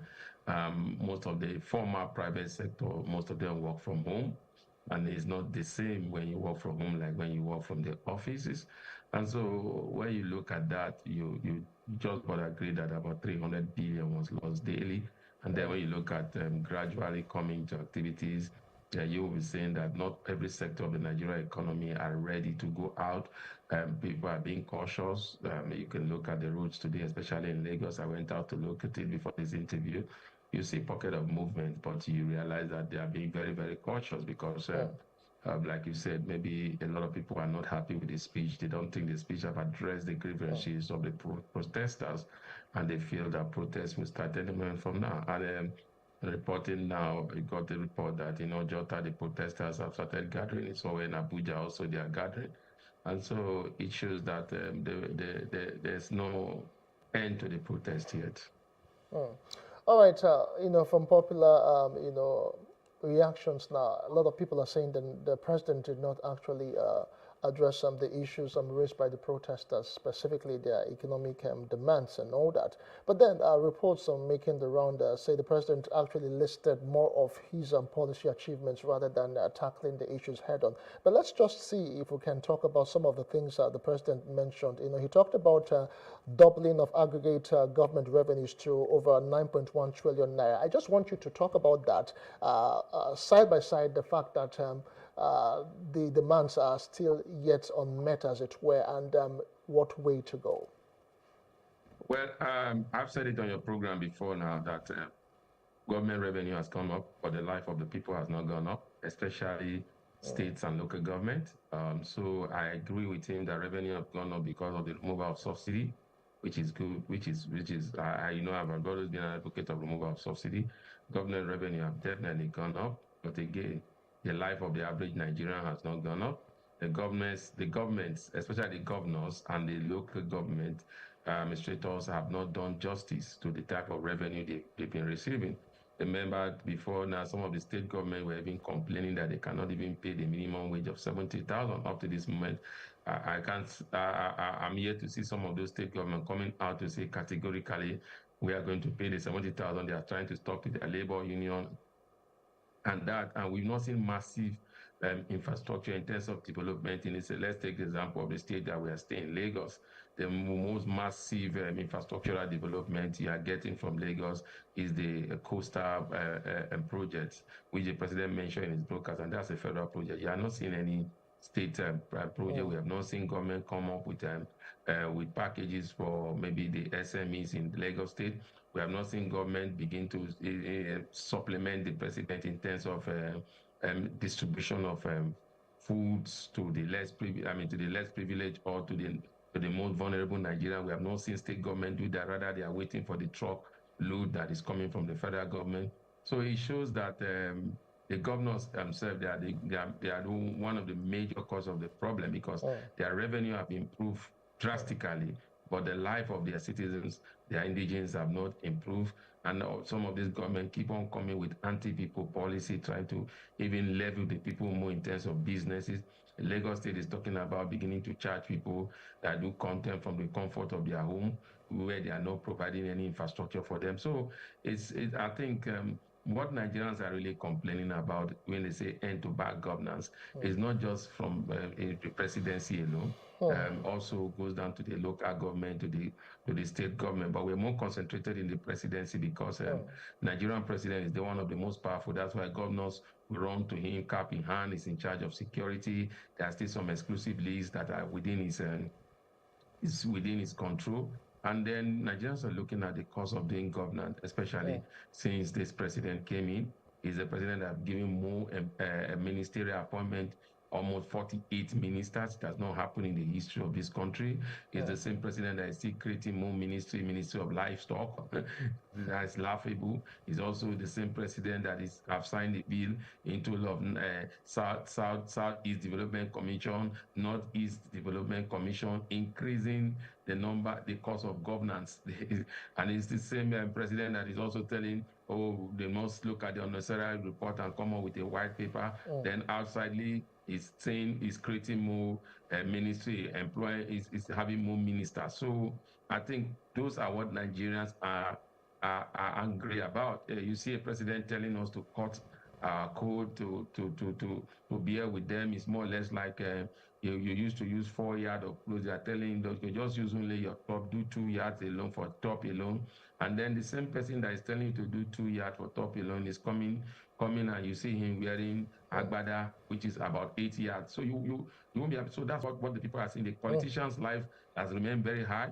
I mean, it's like their life is better than before because they are getting more revenue, both the judiciary, the legislators, and also the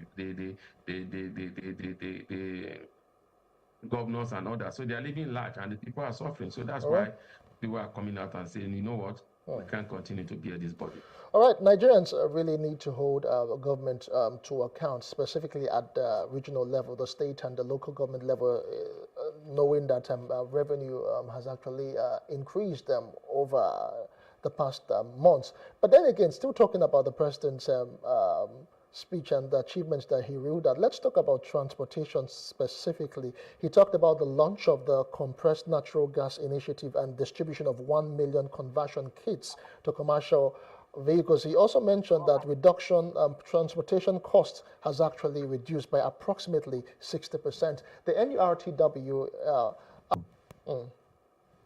If you look at the data from the Nigerian Bureau of Statistics, that means the president does not even read what the Bureau of Statistics is when they said cost of transportation has gone up because of the cost.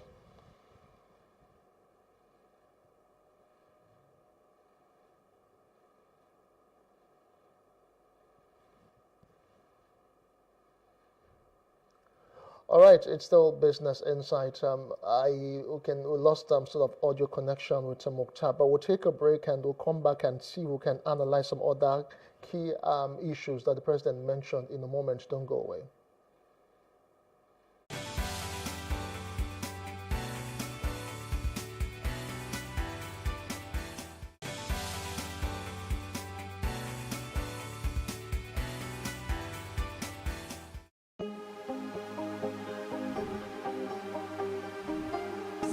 I will take you through this amazingness today.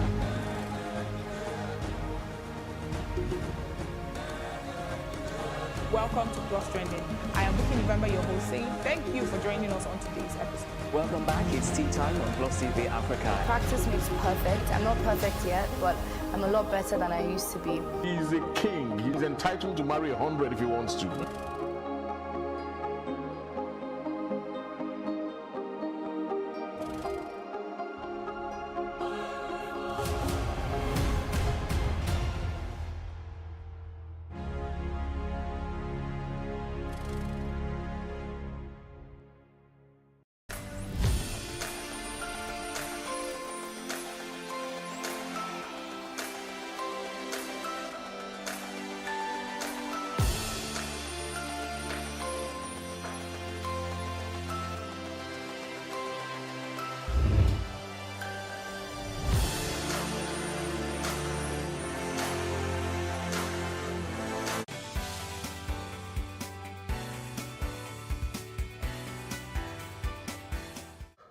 All right, welcome back. It's still Business Insights on Plus TV Africa. Mukhtar Mohammed is still with us. Before we went on that break, we were talking about the reduction in transportation costs as claimed by the presidency. Mukhtar, you were saying before we lost you there. Please go ahead.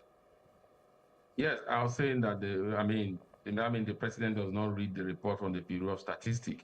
That keeps saying that cost of transportation has gone up even in their last report, and even because of the cost of PMS. I remember PMS have even gone up in Lagos to some filling stations are selling for 615 naira compared to about 605 naira they were selling before now. So it just shows the fact that I think the president is not in touch with the reality on ground. And he listened to his advisors, which, sorry to say, seems to be being just lavishing propaganda all the way, because you and I know that that's not true. These CNG buses that the president is talking about, he's promised it ever the very first day it's subsidy gone.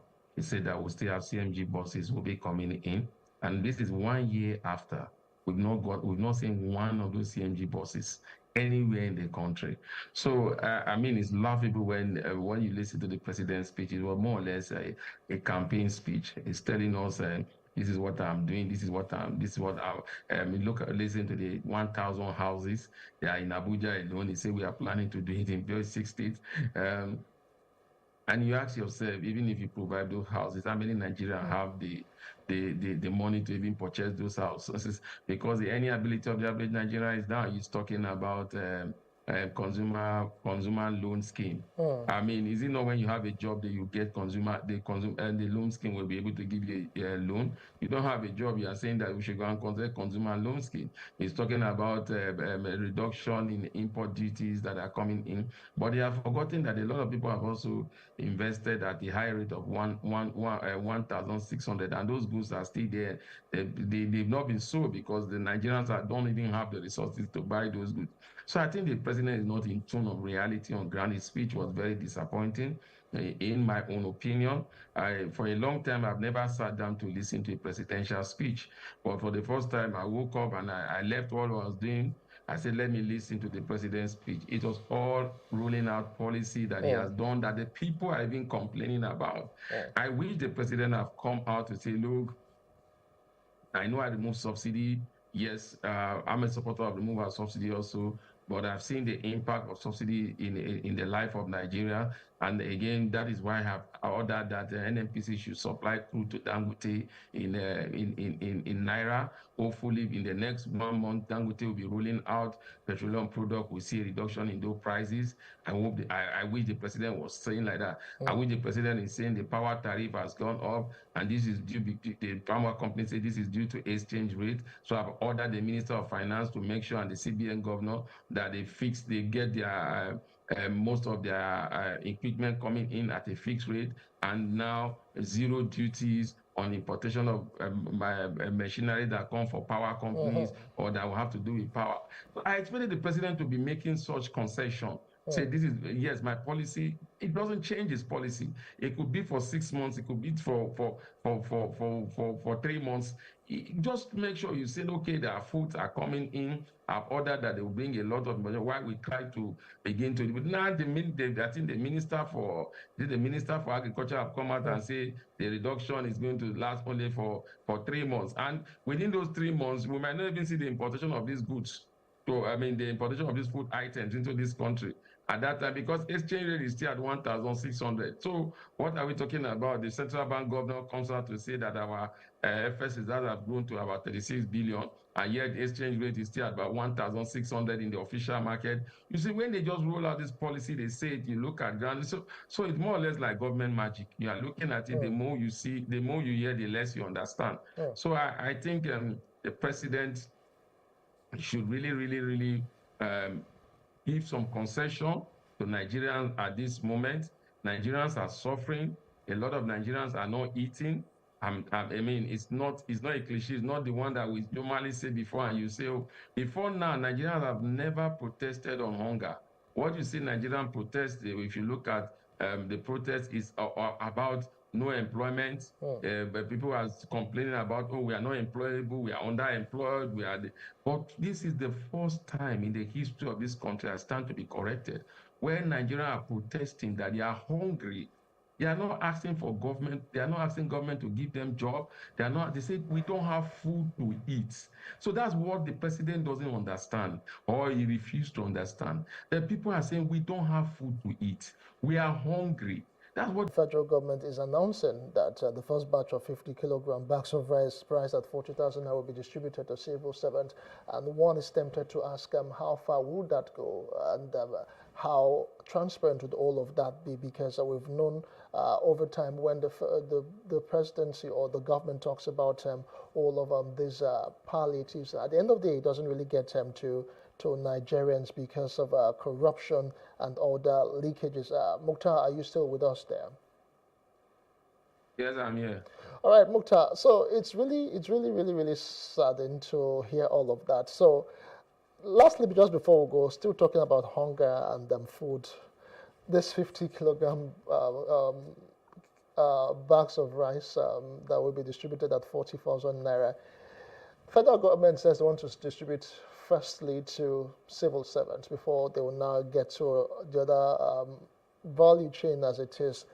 What are your thoughts, really? Because sometimes a school of thought believes that we are beginning to sound like a broken record. But then what are your thoughts, really? Well, my thought on this is that the same federal government, when the Labour Congress were asking for increment in their wages, said that the civil service are less than 10% of Nigeria. So it's those 10% of Nigerians that they want to give one bag of rice. You are saying that after, so for 10%, what happened to the 90%? You say you've increased minimum wage to 70,000. A bag of rice is going to go for 40,000. As somebody was saying that, I mean, the market women keep saying, I was saying it, that tomatoes is about 15,000. So if I buy a bag of rice at 40,000, I buy tomatoes at 15,000 to cook it just for one day. So that's my 65,000. Look, Justin, it hurts me when government seems to say, like, if we are children and you are telling us to come and buy rice, right that we eat every day. Look, the commonest food that every Nigerian normally eats, those days I said it in the program, when they say, Justin, in your house you are eating beans, that means you are the poorest of the poor. The poorest of the poor, that means you are eating beans. Today, the bag of beans is not even a kilo of beans, whatever a mudu of beans is not affordable to the ordinary Nigerian. Beans is more expensive than rice. Look, the government seems to come up with policies, and that's why they are not attractive. Their policies are not attractive. They are not even attractive to businesses. They are not even attractive to the ordinary Nigeria. Today, the president's speech was a speech that have addressed the problem. A lot of people would have been on their way to their offices today. If you look at it, I keep saying it, it's more or less like the protest is still on. It's all about cautions on the side of Nigeria because the president's speech did not address any demand. Partially, what the president did for us was like in a home, you said, oh, your father has kept some things that is making people hungry, and your father comes back to him and says, sit down. This policy I've put in place, that is what I will implement. Though you'll be hungry, and I think you should continue to be hungry because in the near future, you thank me for it. And you've forgotten that it's you that is alive that has the future. So people are dying because of hunger. People are dying because they cannot buy drugs to medication. People are dying daily. So, and you are there telling us that, oh, you roll out this policy, we should be patient. Before now, one of the ministers said, in 9 months' time, we'll begin to see the result of this policy. Now the president is saying we should be patient. There's no time frame for our patient. Our patient can be for the next 4 years. Remember, President Buhari kept telling us to be patient, and he kept borrowing till 96%. And when the president prided himself to have paid the bill of reduced debt payment, or what was accumulated by President Buhari, I laugh because that's the same party.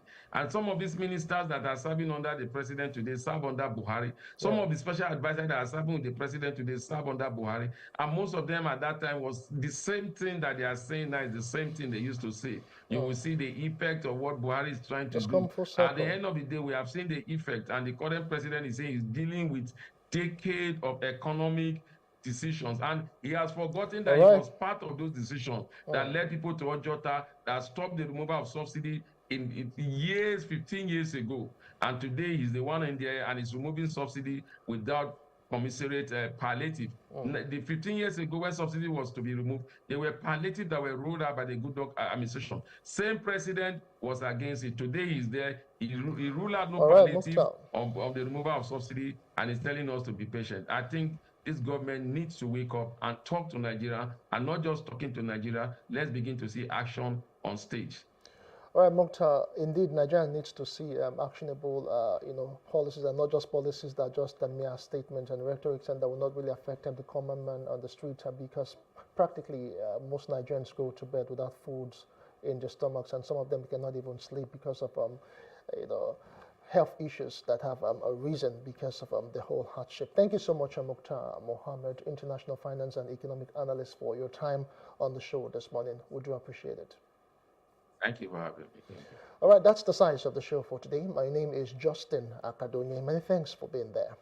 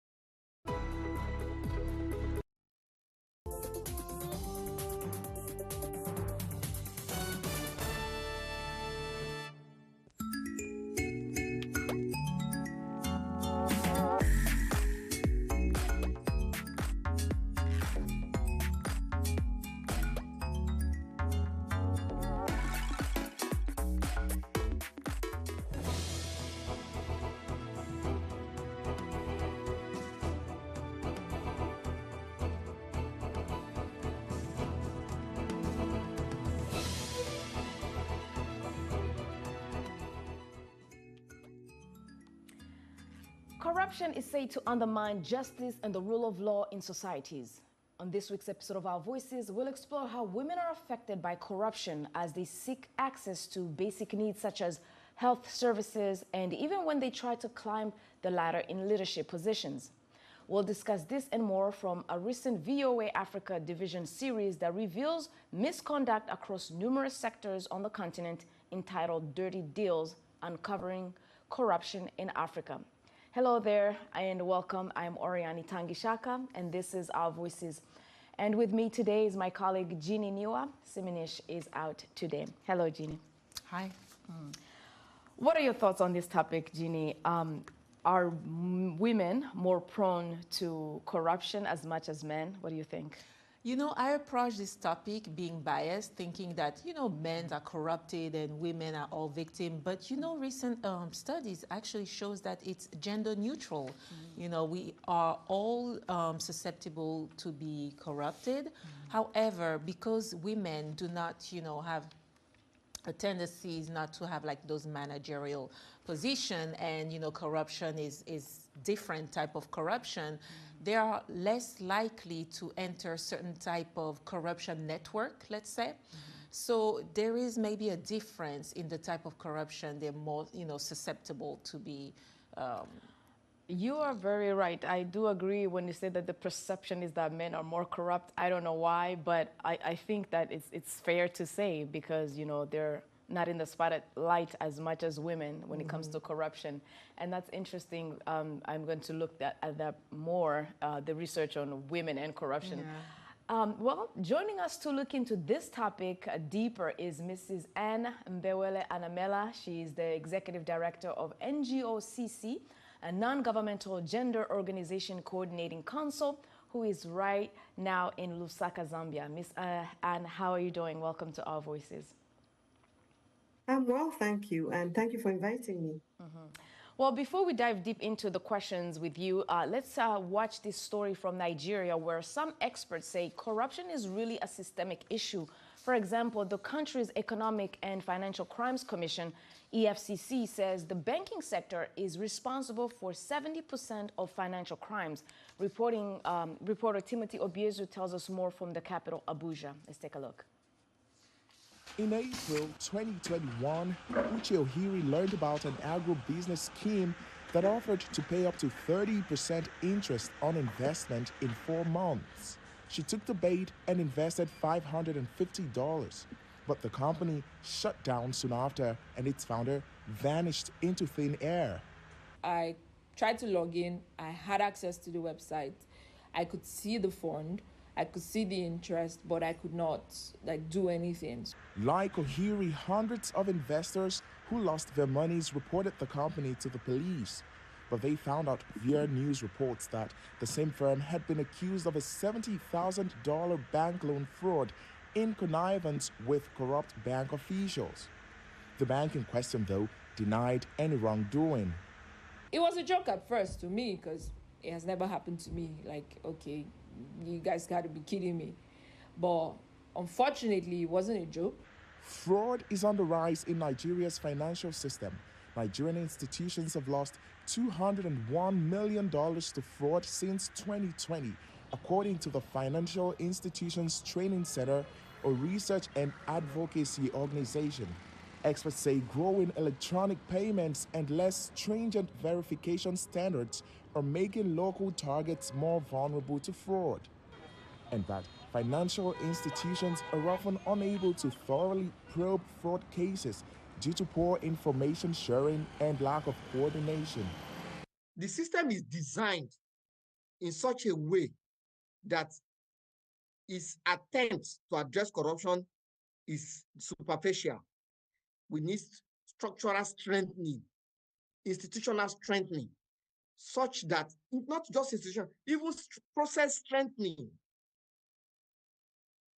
such that any conduit pipe for corruption is blocked.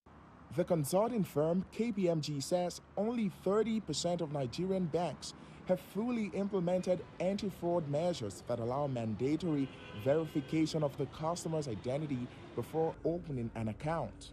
In 2021, the central bank asked bank customers to report unauthorized debits to its customer protection desk.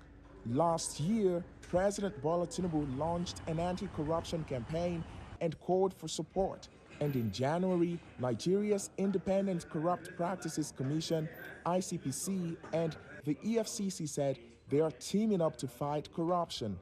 We have our own constraints, just like every other organization. But we know that as a commission, that everybody's eyes on the commission. We have been doing our best. We have a good team. But Boti says words must be matched with action. Corruption is systemic, then we need a more systemic approach to fighting it.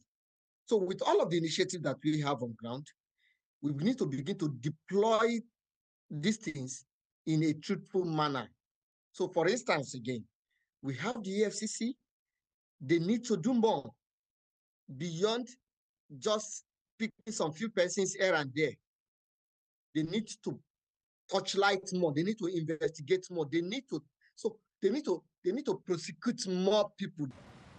The global financial watchdog, the Financial Action Task Force, says Nigeria has until May next year to address financial crimes, including terrorism financing, or risk being excluded from the global financing system, which would make it more difficult for Nigeria to do business and access international financing. Nigerian authorities say they'll make sure that doesn't happen. Timothy Obiezu, VOA News, Abuja, Nigeria. Thank you so much, Timothy Obiezu. Yeah, and to go back to that gender neutral aspect, I think it's a very, very interesting research that if our audience wants to know more, they can refer to the OSCE.org. Well, they'll know. Yeah, it's very interesting. Awesome. So act, and then secondly, it also involves abuse of one's position, and it also is about that person that is initiating the corrupt action, gaining some sort of advantage out of it. So normally corruption involves solicitation of whether it's financial or material gain for that person that is corrupt. And it happens, in various ways. It could be a request for a direct bribe. It could be double dealing. And as we are seeing in more and more these days, or maybe it's just that we are more alert, the issues of sextortion, all those border on corruption. Right. So it's about doing something because you're in a position, and then the other person needs that service, and it's usually around public office, though it does happen in other areas as well. I agree. Bribe, extortion, and so forth. Well, let's come to Lusaka, where you are, where the president constantly speaks firmly against corruption. And in this next clip that we're about to watch, it's an alleged corruption tactic that happens in the health system. Our colleague Kathy Shorts covered it, and we'll come back. Charity Musamba is a lecturer at the University of Zambia. She says she experienced the situation aptly described by the president. On March 10, she was waiting for a full blood count examination at a Lusaka health facility, along with her sister who was caring for her, when a medical staffer allegedly attempted to solicit a bribe from her sister, Albert Sato. Look at the queue of people waiting to be examined, and there's only one machine. And in some cases, it even develops problems as it's being utilized. So if you want your sister to be examined, I can quickly push her name up the list. But that's on condition that you also help me. Ms. Anne, when we look at this particular tactic in the health system, do you think that it's more of a corruption culture, or is it, just people who are innately like that? I think it's both.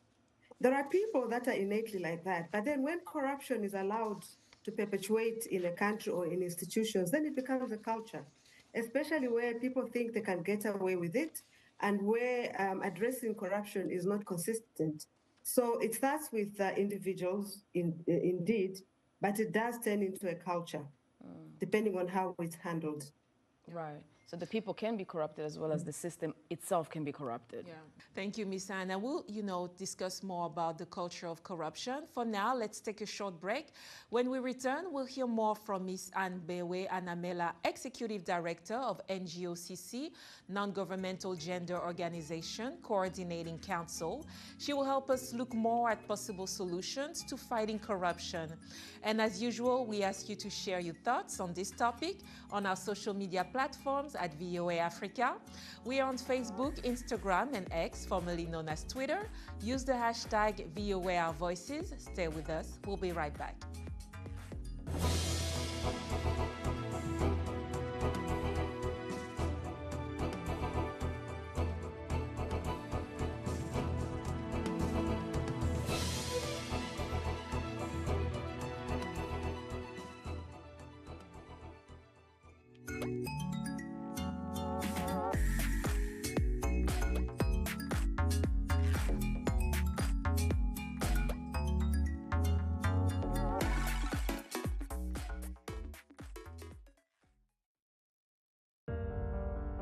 In times of change, when the world seems uncertain and what we hear doesn't reflect what we see,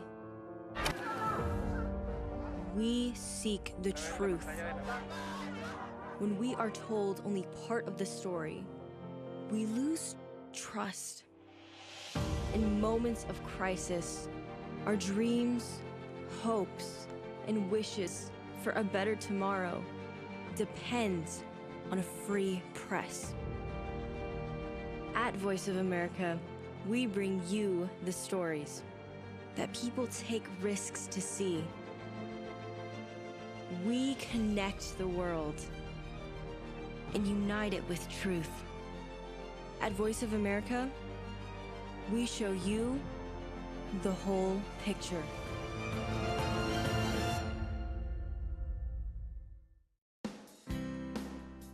Health, wellness, sport, beauty, medical breakthroughs.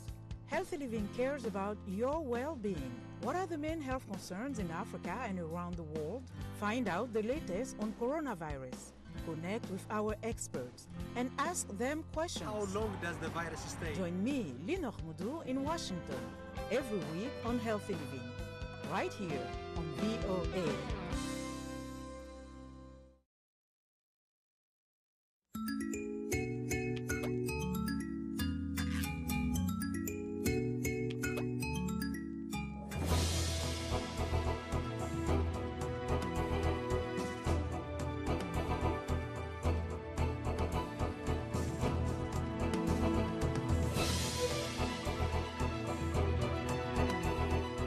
Welcome back. You're tuned into Our Voices. We're discussing corruption and how women are affected and also which part they play in it. With us via Zoom from Lusaka, Zambia is Ms. Anne Mbewe Anamela, Executive Director of NGOCC, Non-Governmental Gender Organization Coordinating Council, and will now help us look at some possible solutions to fighting corruption. But before that, in Ghana, corruption is a major issue, and state agencies mandated to tackle it are struggling to succeed in their mission. Civil society groups are taking up the challenge with initiatives that exposes corruption in the public sector, creating public awareness, and also pushing for prosecution. Let's take a look and then discuss this further. Isaac Kaledzi has more from Accra, Ghana. That's because as a journalist, you must have a hat. These Ghanaian journalists are planning for their next big investigative story. They work for the Fourth Estate, an Accra-based non-profit public interest and accountability initiative by the Media Foundation for West Africa. We work with Ghanaians, we work with whistleblowers who give us information. And so we look at issues and we go deep into those issues. We bring them out in forms of, publications, online, write-ups and YouTube videos and all that, mainstream documentaries. The publications focuses largely on anti-corruption related stories. Since launching in 2021, it has published several groundbreaking anti-graft stories. Among them was an expose by the project on asset declaration following a requirement that government officials declare their assets. The Fourth Estate filed the case with Ghana's Commission on Human Rights and Administrative Justice that further investigated the matter. So when we did that story, as many as 294 or so public officials hurriedly declared their assets. In fact, before the publication, they are not declared, but they were in office. But when we published the story, very quickly, they declared their assets. And we thought that that was impactful and it sent the right message to authorities and to public officials. Anti-corruption campaigners say fighting corruption in Ghana has become a daunting task, despite the country launching the National Anti-Corruption Action Plan, a policy document with plans to combat corruption. The National Anti-Corruption Action Plan was the blueprint for all of us to fight corruption. However, in all these very glowing attributes that I gave, you would realize that there are so many gaps within the system that we haven't paid attention to. And for that matter, it makes the fight against corruption a difficult one. Some of those gaps include weak laws that hinder the work of state institutions mandated to investigate and prosecute corrupt public officials. Civil society groups like the Center for Democratic Development, CDD, are filling the gap and taking on the challenge. In 2017, the organization launched the Corruption Watch Project in an attempt to reduce public corruption through advocacy for transparency. We are able to do original investigations. We have actual investigative journalists as part of the team that do the investigation, but we also try to follow up on cases that are alive or cases that we feel have been buried and we have forgotten, that we think we need to revive. The activism by the CDD team for the past 7 years appears to be yielding results. We didn't want the issue of corruption to die and also to be episodic. You know, we just wanted to keep it on the minds of citizens that we need to keep fighting. We need to take an interest. You know, they need to join the fight because we're feeling that corruption was becoming normalized and people felt that, oh, well, that's how it is. Thanks to the works of these civil society groups, the fight against corruption is on people's mind. Both as anti-corruption and governance experts and think tanks, a lot of work has been done. We have shown evidence of research that corruption is an issue and it is hydra-headed. And to fight it, we need serious commitment. Isaac Kaleji, VOA News, Accra. Thank you so much, Isaac Kalezi, for that report from Accra, Ghana. And indeed, as you've said, fighting corruption is on people's mind, and organizations are trying their very best to do what they can to curb corruption. Now, back to our guest who's on Skype from Lusaka, Zambia, Miss Anne. Now, I often see police officers on the road when I'm on the continent, and they're in the heat of the day, and from what I can gather, their salaries are very small. Is increasing salary in government or civil service positions a sustainable solutions to curbing corruption, especially on the road when you are out and about? Well, I think it's okay. That's part of the solution, but there is more to it. Earlier on, we spoke about whether it's individual or it's systemic. Mm-hmm. So at an individual level, I think there's need to in a way change mindsets, though, and that's not an easy thing to do. So it's both a cultural issue and it's a systemic issue, and these are personal issues. Increasing salaries might help, but then I don't know to what extent that would help. I think we'd really need a study around that, because there are persons that have been involved in corruption that were fairly in the high income bracket. So is it really about the salaries, or is it about systems, as we said, and about, culture and just the practices that have become embedded in the way we do things.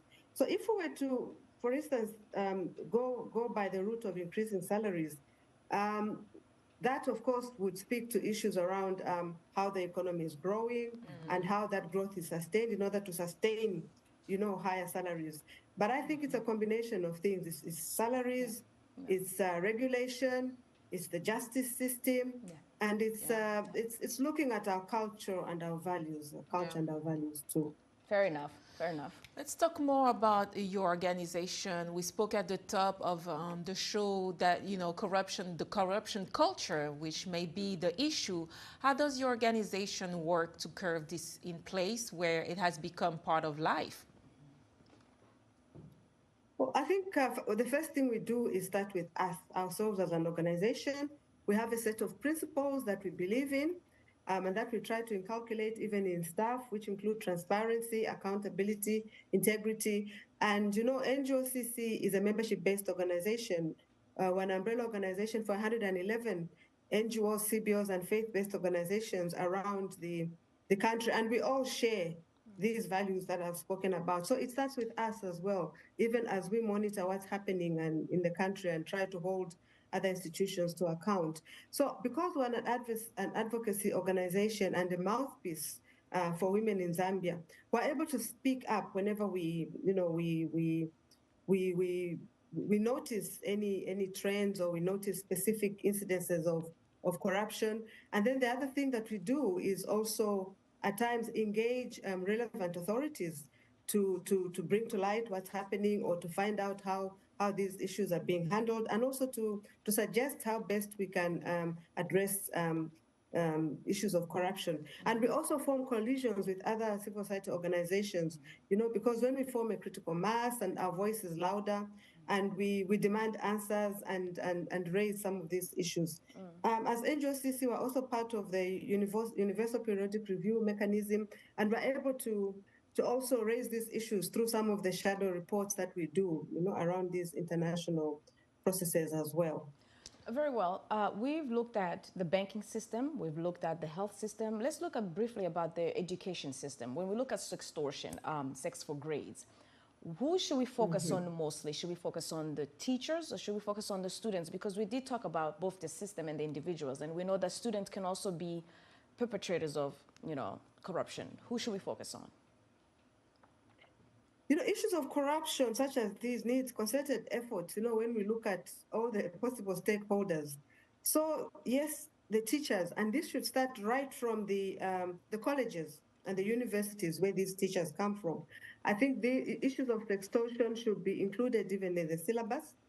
And when they get into the schools, when they're, taken to the schools now, the school system also should have a system that can allow students to report these incidences without any negative repercussions, and also allow teachers to address these issues, because as you rightly said, sometimes it's both ways. It's the teachers and it's others, that's the students themselves soliciting. So it needs to start there, and then besides that, we have we need other regulatory authorities that will ensure that the schools, the universities, and all these other learning institutions are regulated in a way that will first ensure that, for example, we as civil societies could help by ensuring that we sensitize both students and teachers, lecturers against these practices, but also where there are laid down rules and regulations in an organization, even around reporting and around action when these reports are received. There should be regulatory institutions that do their work. And when this is done, also it should be very, very clear what the punitive measures are at institution level as well as at individual level. So it needs a coordinated response with various institutions and individuals too. Absolutely. But what about the household?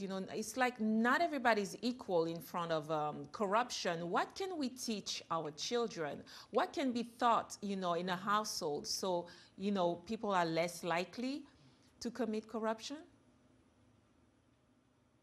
That's a fantastic question, because we have, as NGOCC, now have introduced what we call a household approach. And that is recognizing that most challenges that societies face start at a household approach. And one of the things where we are encouraging in this household approach is dialogue in families. You know, sometimes our culture is such that children cannot talk to their parents. Parents think they really, it's the role of the schools, to teach some of these value systems to the children. So we're encouraging dialogue at household level. That's right. And this is working well. It has other effects that we did not expect, very positive. Like, for example, encouraging even women to speak out more out there because they're being consulted more and part of the dialogue at household level. So that's one approach that we are taking. And then there's also the churches. Okay. We have Thank you churches so all much. across Zambia. Thank you so much. And some of these issues can be taken up there. That's right. Well, that's it for today. Thank you so much. We would like to thank you very much, our guest, Anne Mbewe Anamela, Executive Director of NGOCC, Non-Governmental Gender Organization Coordinating Council, for shedding light on this very impactful situation of corruption we all of us face, especially women, and the fight to expose it. If you want to watch more of the Dirty Deals Uncovering Corruption in Africa series, along with this and other episode of Our Voices, go on the VOA website at voaafrica.com and our YouTube channel, where you can find the top news stories of the day. Thank you so much, and goodbye.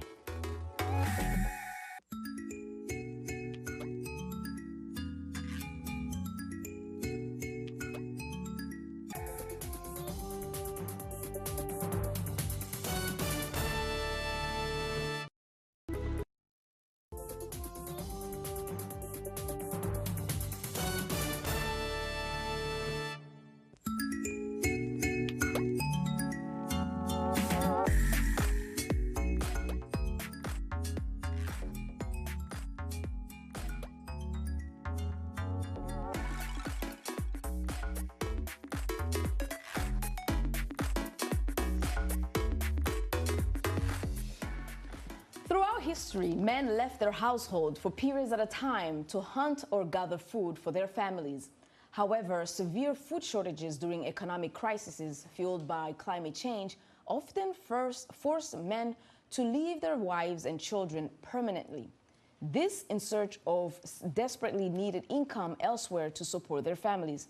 Today, we look at stories of women in rural Africa who are left behind and the challenges they often face raising children alone.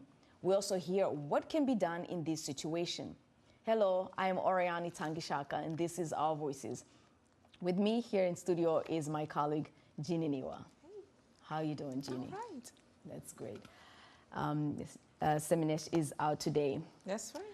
Well, Jeannie, separation is devastating for couples and families. Should men continue to leave and, with the notion that life will be better if they go out seeking for food? Or should they stay and deal with the impact of climate change with their wives? Or maybe even migrate together, so for the sake of just staying together? That's a very good question. I think we have to look at it not, in a Western way. Regardless, men have to be a provider. So the ideal situation, of course, is to have your men near you, but at the end of the day, the man has to provide. So I think it's accepted that the man will leave. However, is he coming back? Are you abandoning your family? How do you provide by, being in a long distance? And I mean, that's a good question in terms of, is he coming back? Because for me, like you said, I mean, maybe the Western way of looking at it, I want the lovely, lovely husband to be always next to me.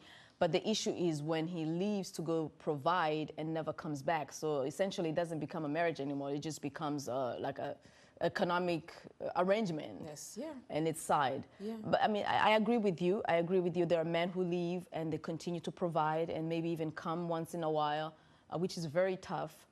We've seen men have to cross the ocean to go to different lands, European countries and things like that, and they risk their lives to try to provide for their families. The sad part is when they actually leave and find better pastures and realize, look, that responsibility over there is just not mine anymore, and the women are left to fend for themselves and their children. And we're going to see more of this in today's episode on how the challenges are and the burdens are left on women, right? In a special report produced by VOA's Portuguese service, we take you to the southern part of Angola, where women have seen their husbands leave them behind because of the drought affecting their region for many years. Now, alone and abandoned, women say they struggle to feed their children. Israel Campos visited some of the women impacted by the extreme weather conditions and climate, even as this report. He has this report.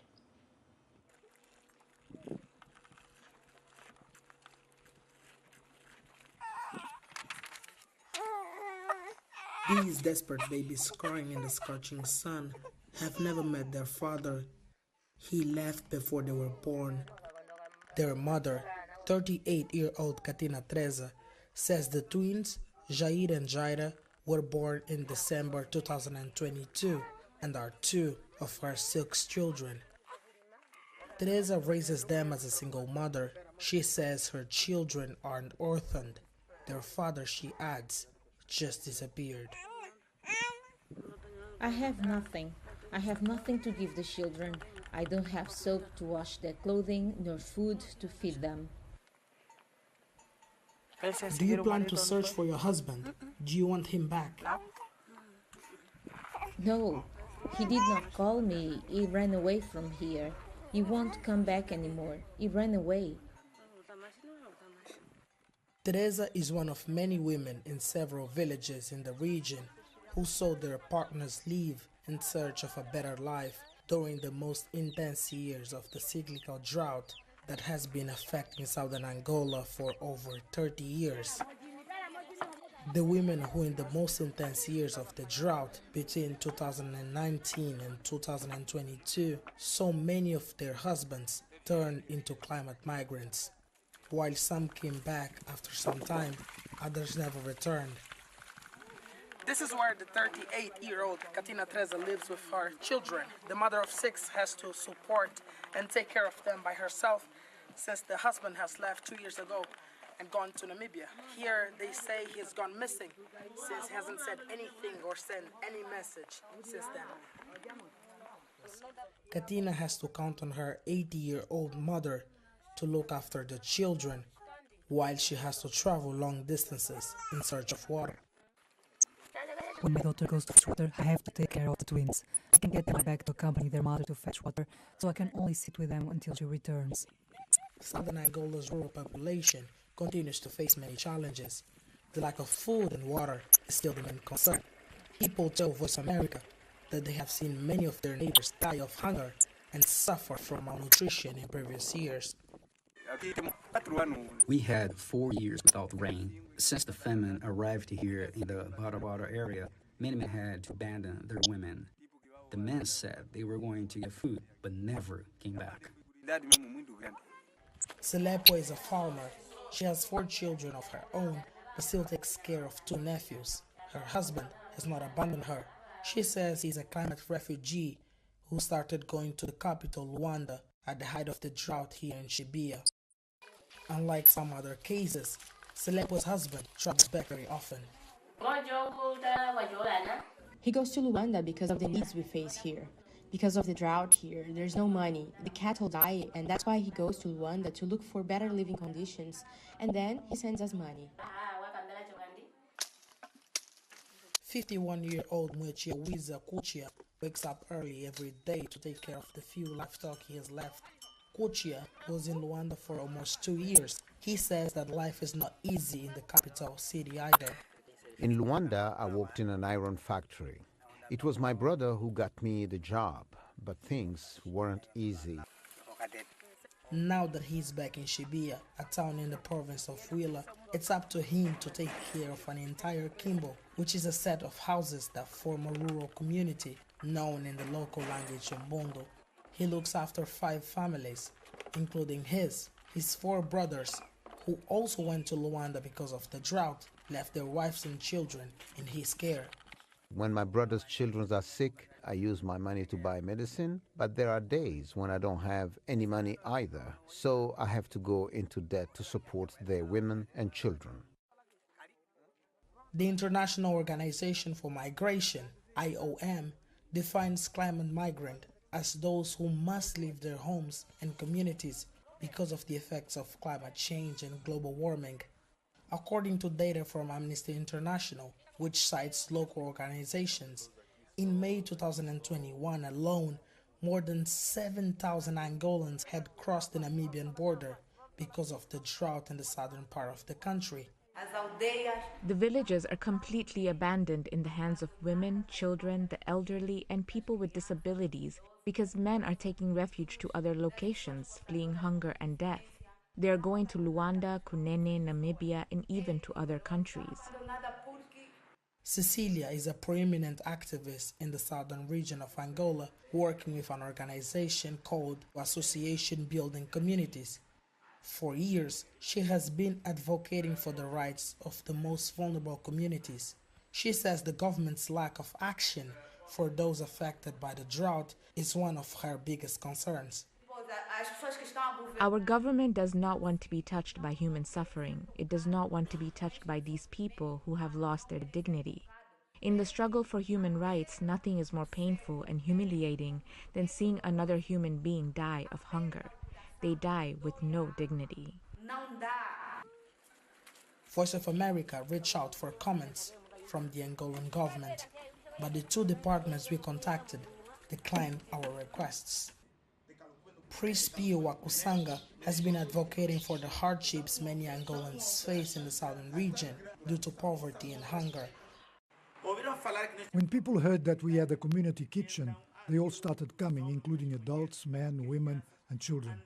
Some had to walk more than 90 or 100 kilometers, sleeping along the way for a few days, eating leaves along the way, until they finally reached us.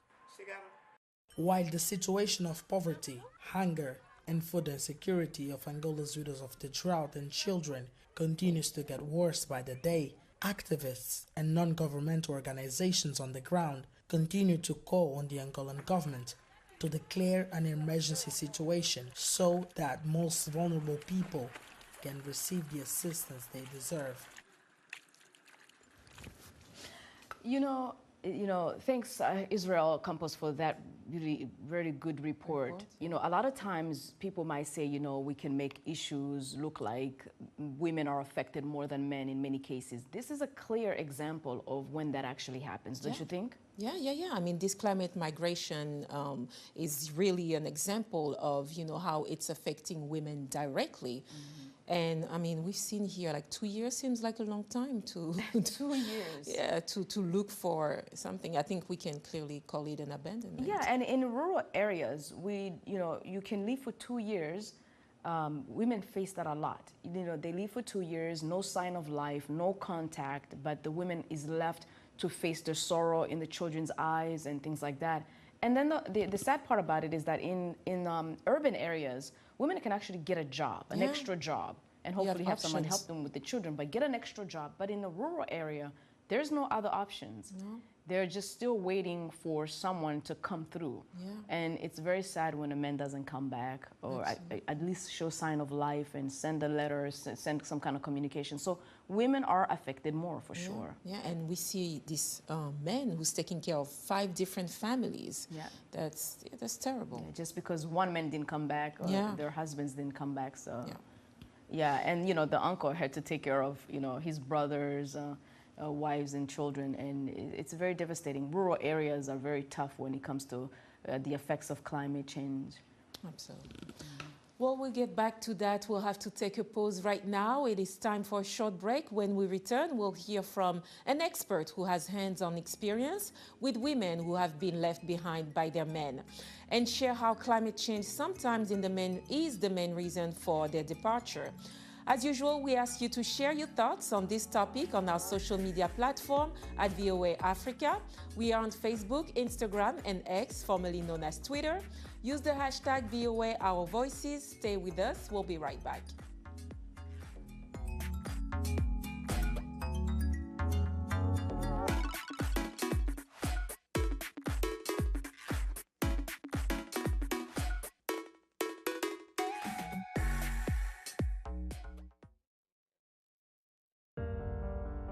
In times of change, when the world seems uncertain and what we hear doesn't reflect what we see, we seek the truth. When we are told only part of the story, we lose trust. In moments of crisis, our dreams, hopes, and wishes for a better tomorrow depend on a free press. At Voice of America, we bring you the stories that people take risks to see. We connect the world and unite it with truth. At Voice of America, we show you the whole picture.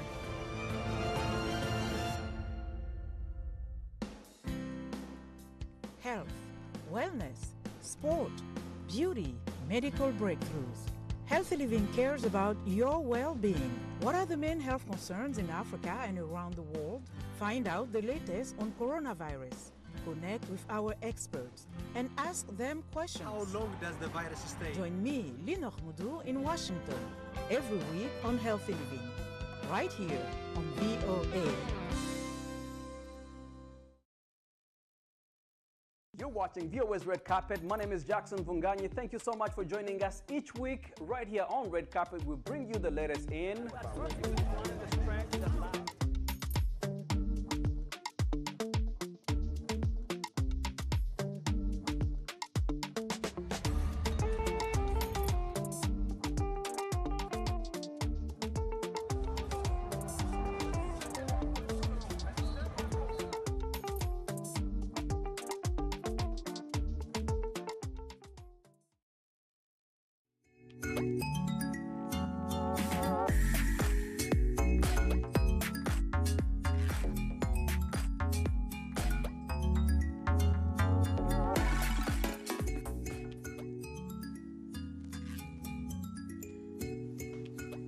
Welcome back. You're watching Our Voices, and we're talking about women who have seen their husbands leave them behind because of the effect of climate change, especially in the rural parts of Africa.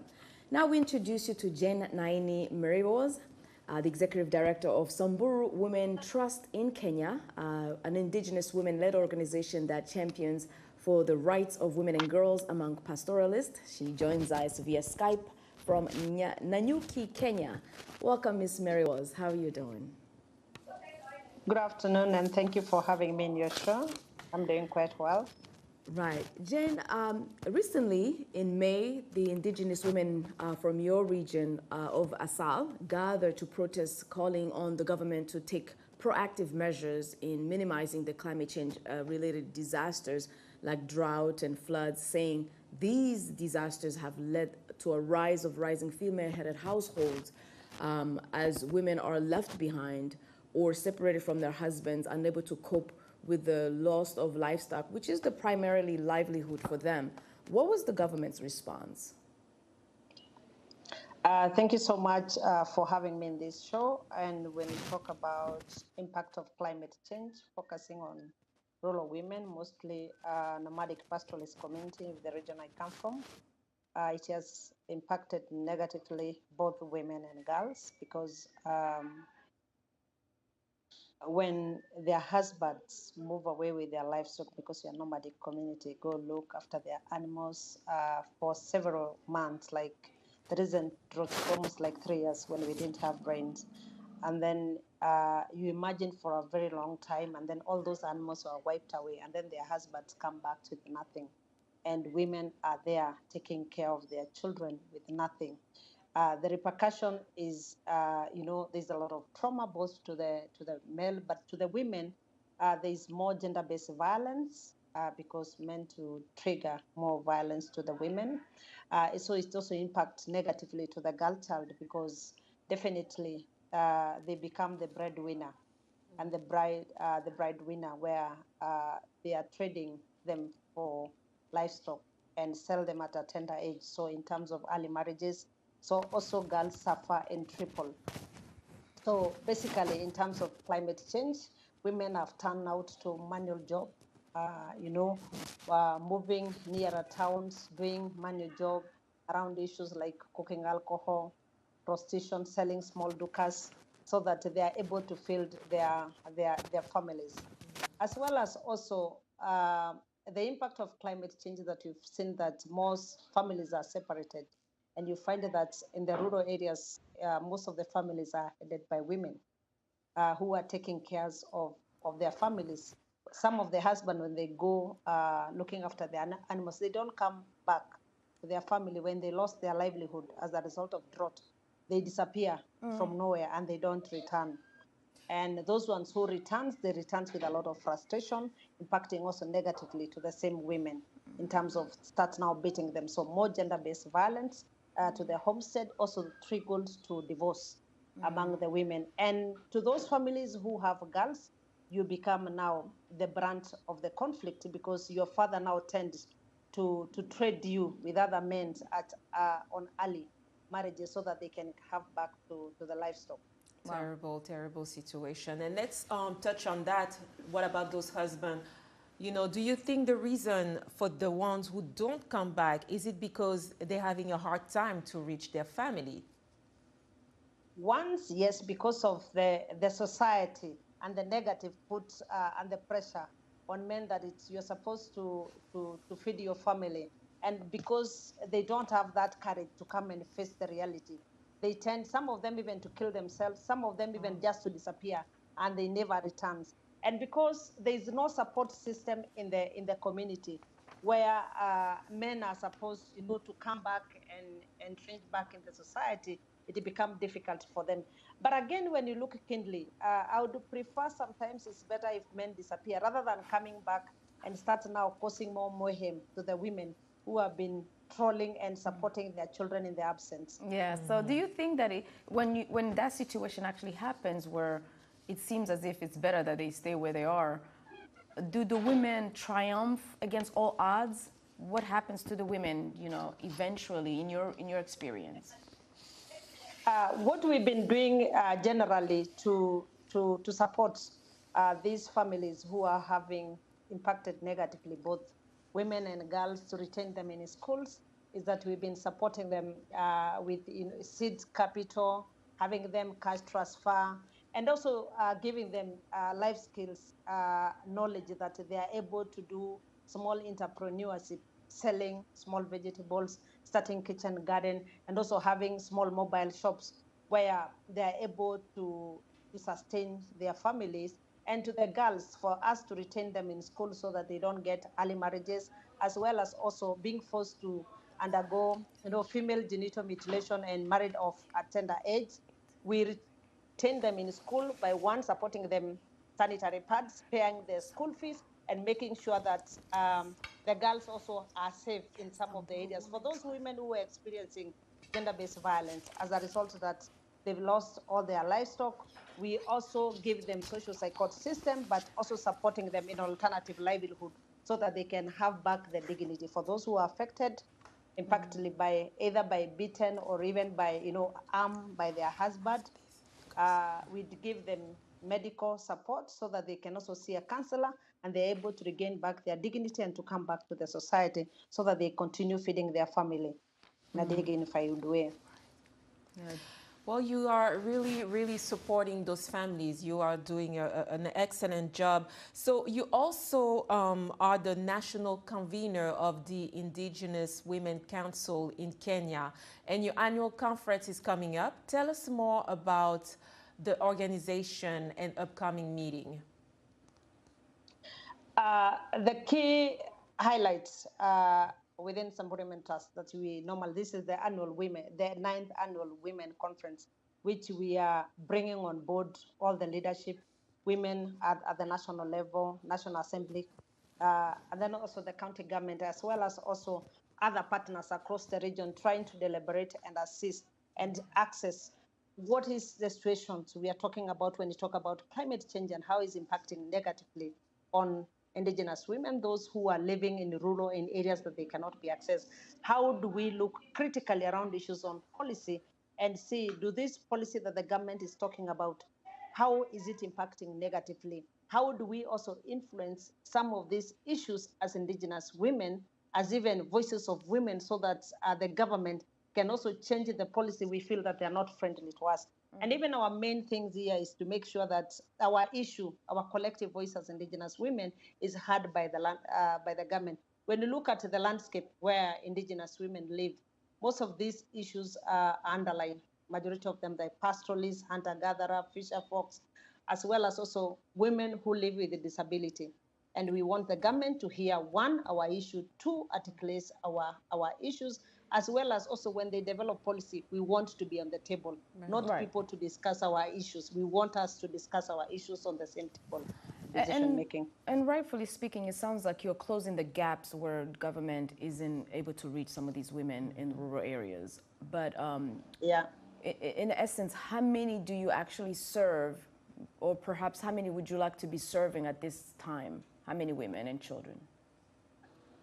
This time, so far we are able to reach, for the last 3 months, we were able to reach close to 3,000 women, and we are able to retain 500 girls in several schools, both supporting them, paying them their school fees, buying them school uniform, retaining them by giving them dignity kits, and making sure that during the school holiday, we also host mentorship for them to prepare young girls to equip them in terms of building their self-esteem and making sure that also young girls start preparing in terms of leadership. So would you want to be working more with the government, and what exactly is your long-term goal of how many people you want to reach, or how many other counties that are going through the similar issues that you would like to touch? Because this is something that is in the sight of climate change is not going to end soon. What is your end game in the future? We work very closely, both the national government and the county government, trying to engage them in terms of when they're developing the policy, making sure that the policy are very friendly and the issues of indigenous women are taken care of, and also supporting them, making sure that the policies in place, they are disseminated and simplified in the language that local community can understand, in the language that it is being simplified, but also supporting them going to the vernacular radio station and talking and demystifying the policy, and making also sure participation of rural women is very effectively and understand the issues that the government want to put in place. Our bridge is to make sure that the issues of women and girls is put at the table, and the government can raise our concern at different levels. What about a last message to men? Perhaps those who are still there, those who have left, what is your message to them? Pardon? Message to the men who are still there with their women, or a message to the men who have left and never came back? To the men who have left their family, we want to send them a very strong message. Please come back and take the responsibility, because those children, those women needs you. For those men who have had the courage to come back and live with their family, please protect their family and protect those women, and don't subject them to gender-based violence. Thank you so much for your insight in what's going on in the rural parts of Africa, rural parts of Kenya, and the things that people are going through. We've also heard the things that are happening in Angola. It seems that there are different parts of Africa that are facing climate change, and some of the things that are being done. Thank you so much. We appreciate it, Ms. Mary Was. Thank you. Thank you. Thank you for having me. And that's our show for today. We hope today's show shed light on how economic crisis fueled by global warming is affecting families, especially in parts of the continent. Thanks to our guest, Jane Naini Mary Was, the Executive Director of Samburu Women Trust in Kenya, and was our colleague Israel Campos from the Portuguese division for the report that we've seen earlier.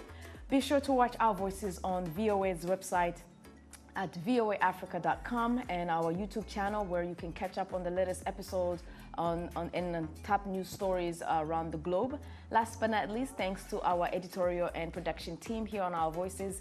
And on behalf of VOA, thanks for watching. Until next time, cheers.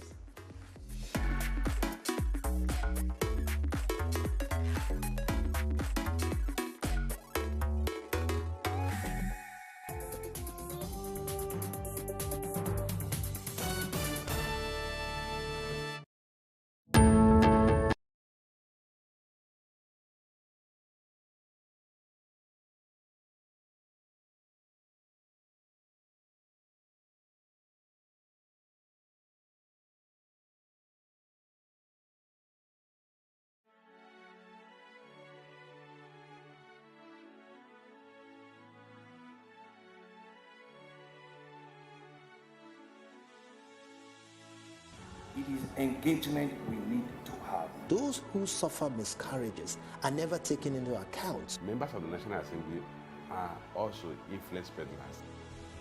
You are sitting on Nigerians' money. From the Babin, I pay my rent.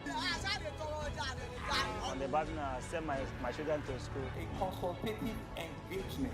No any tangible notification before they ban us. It's one thing for people to be at your back and the heat of the moment, and another thing for them to still be with you when push comes to shove.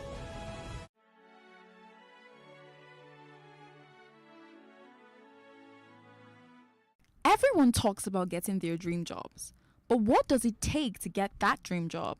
In a religious society like Nigeria, some people resort to prayer, but did you know that sometimes the only reason you're not getting the job isn't because you don't have the credentials? Many times about how well you can defend your credentials through your presentation and communication skills during the interview. According to the National Bureau of Statistics, the rate of unemployment in Nigeria rose to 33.3% in December 2020 from a 27.1% in 3 months. Interview phobia is a major issue that contributes to unemployment in the country. Some individuals are employable but don't know how to express themselves properly, present their resumes, and network effectively. An expert spoke to us about interview phobia and how it has increased the rate of unemployment within the country. Okay, so I mentioned I struggled. I went to Lagos State University, public university. Nobody taught you any of these things. And so I thought that if I come to the interview space, I would do well because I know I'm good enough.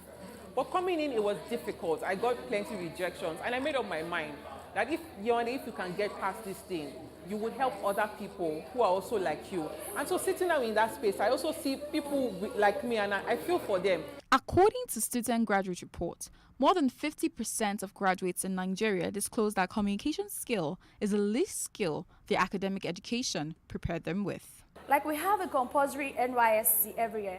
I believe the government or the educational sector should do something like when they know somebody's in their final year, maybe they allow them go through a month or so, or they introduce a course and make it mandatory for them to be able to go out there and face the outside world when it comes to interviews, when it comes to networking and all of that. I've seen super amazing, intelligent people lost opportunities because they were not confident, and those who were not so smart but have built their confidence are able to get the job and get these networks and get these opportunities. Especially when you come from a Yoruba or Igbo family where you don't have to look at your dad in the eye. You get that kind of thing. So you have to learn to look at people in the eye when you talk to them. It makes them believe that you are not up to something. You're not hiding anything in your cupboard. We're going to school or having to attend different schools, all right? They just teach us, we only have syllabus on what they've been doing so far in past years, and there's no trend of bringing in new things. So the next time you complain about not getting a job, think about how well your CV is prepared. Assess your communication skills during the interview and think about how well you presented yourself.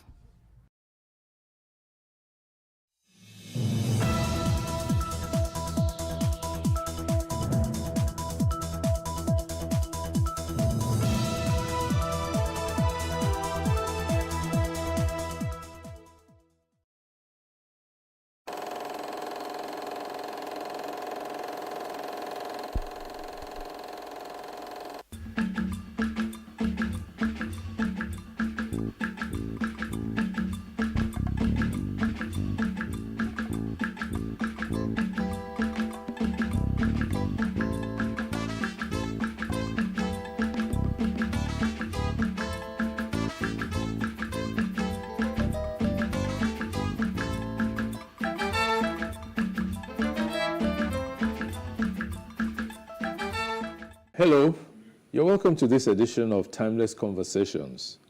For me, it's a privilege to be in the presence of my guest. He is an icon in engineering and broadcasting and public service in Nigeria.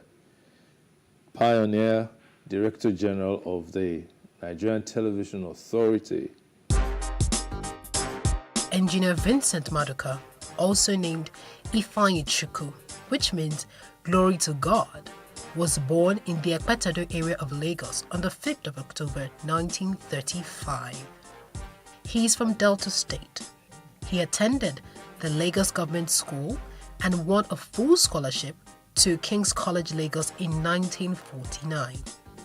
He graduated with a BSc Honours in Electrical Engineering from the University of Leeds, England in 1959, and also received the MENG-SC degree in Applied Acoustics from the University College of Dublin, UCD Ireland, in 1969. He undertook a graduate apprenticeship with the renowned radio company Marconi Co. Limited in the UK and joined the Western Nigerian Broadcasting Corporation, Ibadan, as a broadcast engineer in 1961. He spent a short time at the Irish National Television Organisation, Dublin, in 1968 to 1969, and on return to Ibadan in 1969, he was promoted Chief Engineer. He was appointed General Manager, Chief Executive Officer there in 1973.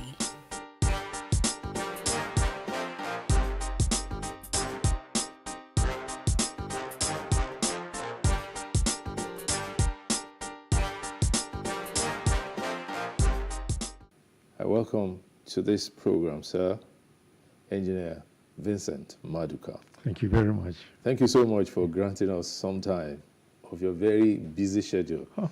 I put busy in parentheses. You have had a wonderful career, an illustrious career, premised on your study of engineering. What motivated you to study engineering? Right. Well, the easiest answer would be that I enjoyed physics, chemistry, and mathematics. All right. But I also enjoyed English literature. It was European history I was taught, which I enjoyed. But more importantly, to answer your question, was that if I undertook engineering at degree level, I would get a scholarship. Oh. Yes. Okay. Right. That was one. Two, there was no engineering school in Nigeria that awarded a degree. At that time. So I would go abroad to study. Mm-hmm. And these were two great attractions. And three, there was a job waiting. Oh, there was a job waiting once you yes. finished. Because in fact, our career master at school went through the government gazette with us because for graduates, the employment was almost clearly going to be in the public service. Okay. The private sector at that time couldn't afford to hire university graduates. So some very bright ones, people who went into the private sector, even left at intermediate, taken out of the university, are attracted by good pay and a car, and they left. But generally, if you had a degree, you were going to work in the public sector, by and large. Okay. Unless, of course, it was in law or medicine. Medicine, yes. And for law and medicine, there were no scholarships. Oh, there were no scholarships? No. You paid your way because the pay, your salary was going to be so good that everybody would line up wanting to do those two courses. Oh. So in engineering, you're going to get a job in the public sector. In my time, you're going to go abroad to learn it, and with a scholarship. And so when you returned home after your studies, there was a job waiting for you? More than that. Oh. I was finishing a 2-year mandatory apprenticeship. In fact, with Marconi, foremost radio company. The company, yes. Exactly. And at the end of 2 years, I was considering an offer from them or any other electronic company in the UK. And then a letter comes to me saying, I am a Western Region scholar. I am bonded to work for the Western Region for 5 months.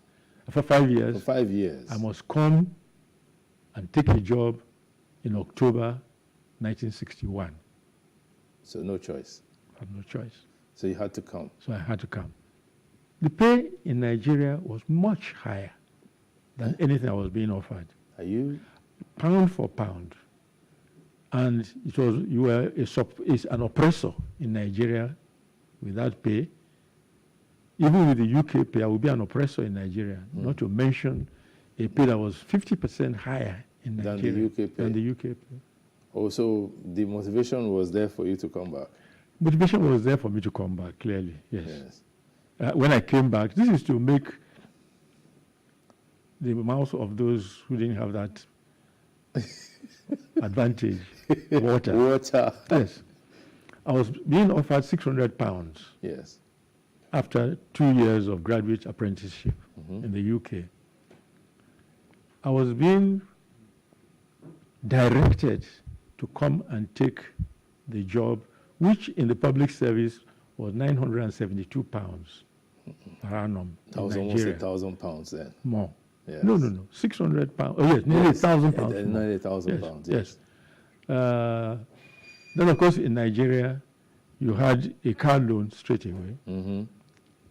I shared a flat with a Ghanaian in Chelmsford, and if I went out to London to work, I couldn't afford a whole flat, I don't think. But anyway, the conditions were far better. But that's also because we were privileged people at that time. Okay. I mean, I arrived in Ibadan, car dealers, brand new cars, I'm not talking of used cars, were sending me catalogs. Okay. I had a driver, all within 2-3 months of taking on a new job. Home and taking up that job.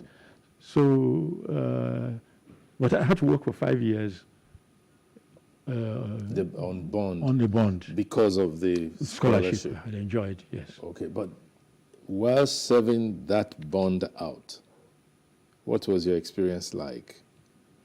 It was completely open-ended for me. Okay. As long as I remained there, I think my bond would have expired in 1966. Yes. By that time, I'd had at least one promotion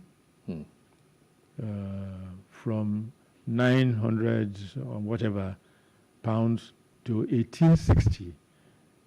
That's like double. Yes. By 1967, 68. Okay.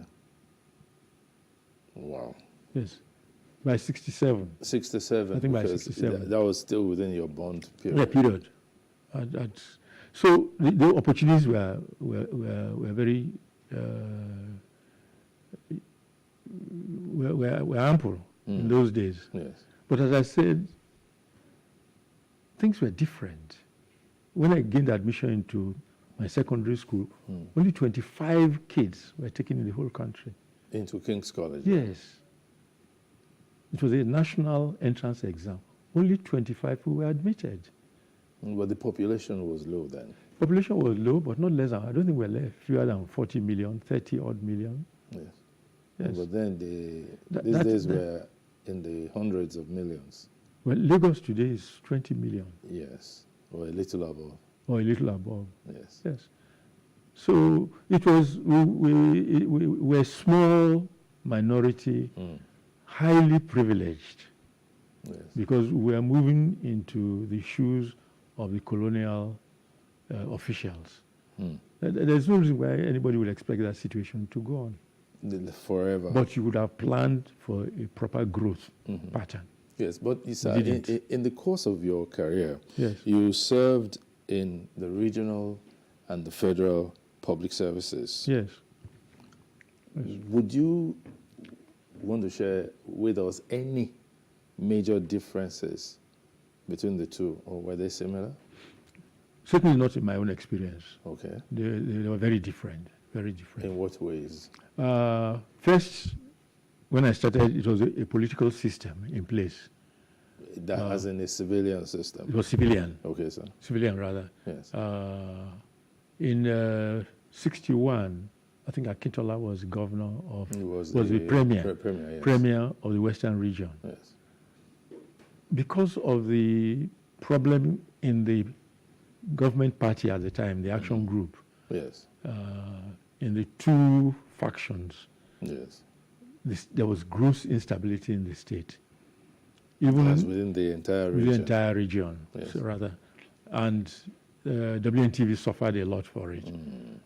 In my book, I showed how many given the schism within the party, yes, there were shifting alliances. Yes. And if you are chairman of a board because you were on this side, and that side loses, then you're out, and another chairman comes in. So even the general management was the CEO was invariably from the civil service, and they couldn't run a business, they couldn't run broadcasting anyway, and so it was a very unstable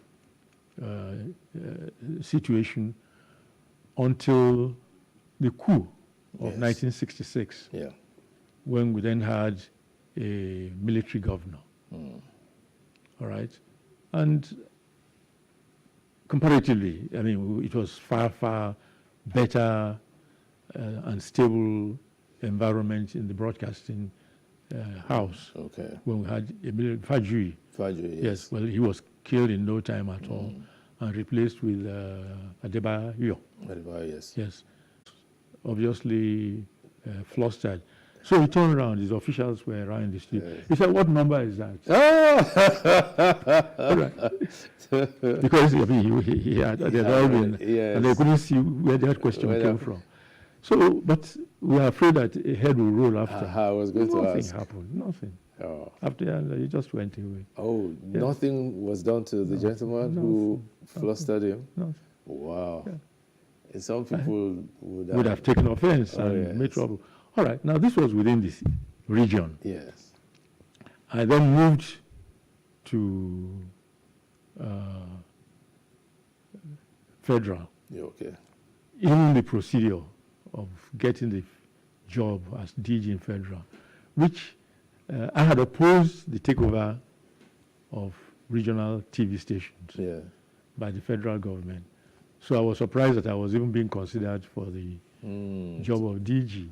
And pioneer at that. Pioneer DG. I mean, it was a list of my ambitions. Probably somebody thought, okay, you are opposed to it, come and do it. Somebody else had in mind. Okay. At the federal level. Okay. Who then turned it down and said, look, care about appearing on TV. Remarkably. Care about appearing on TV. Remarkably. But at federal level, they seem to. Yes.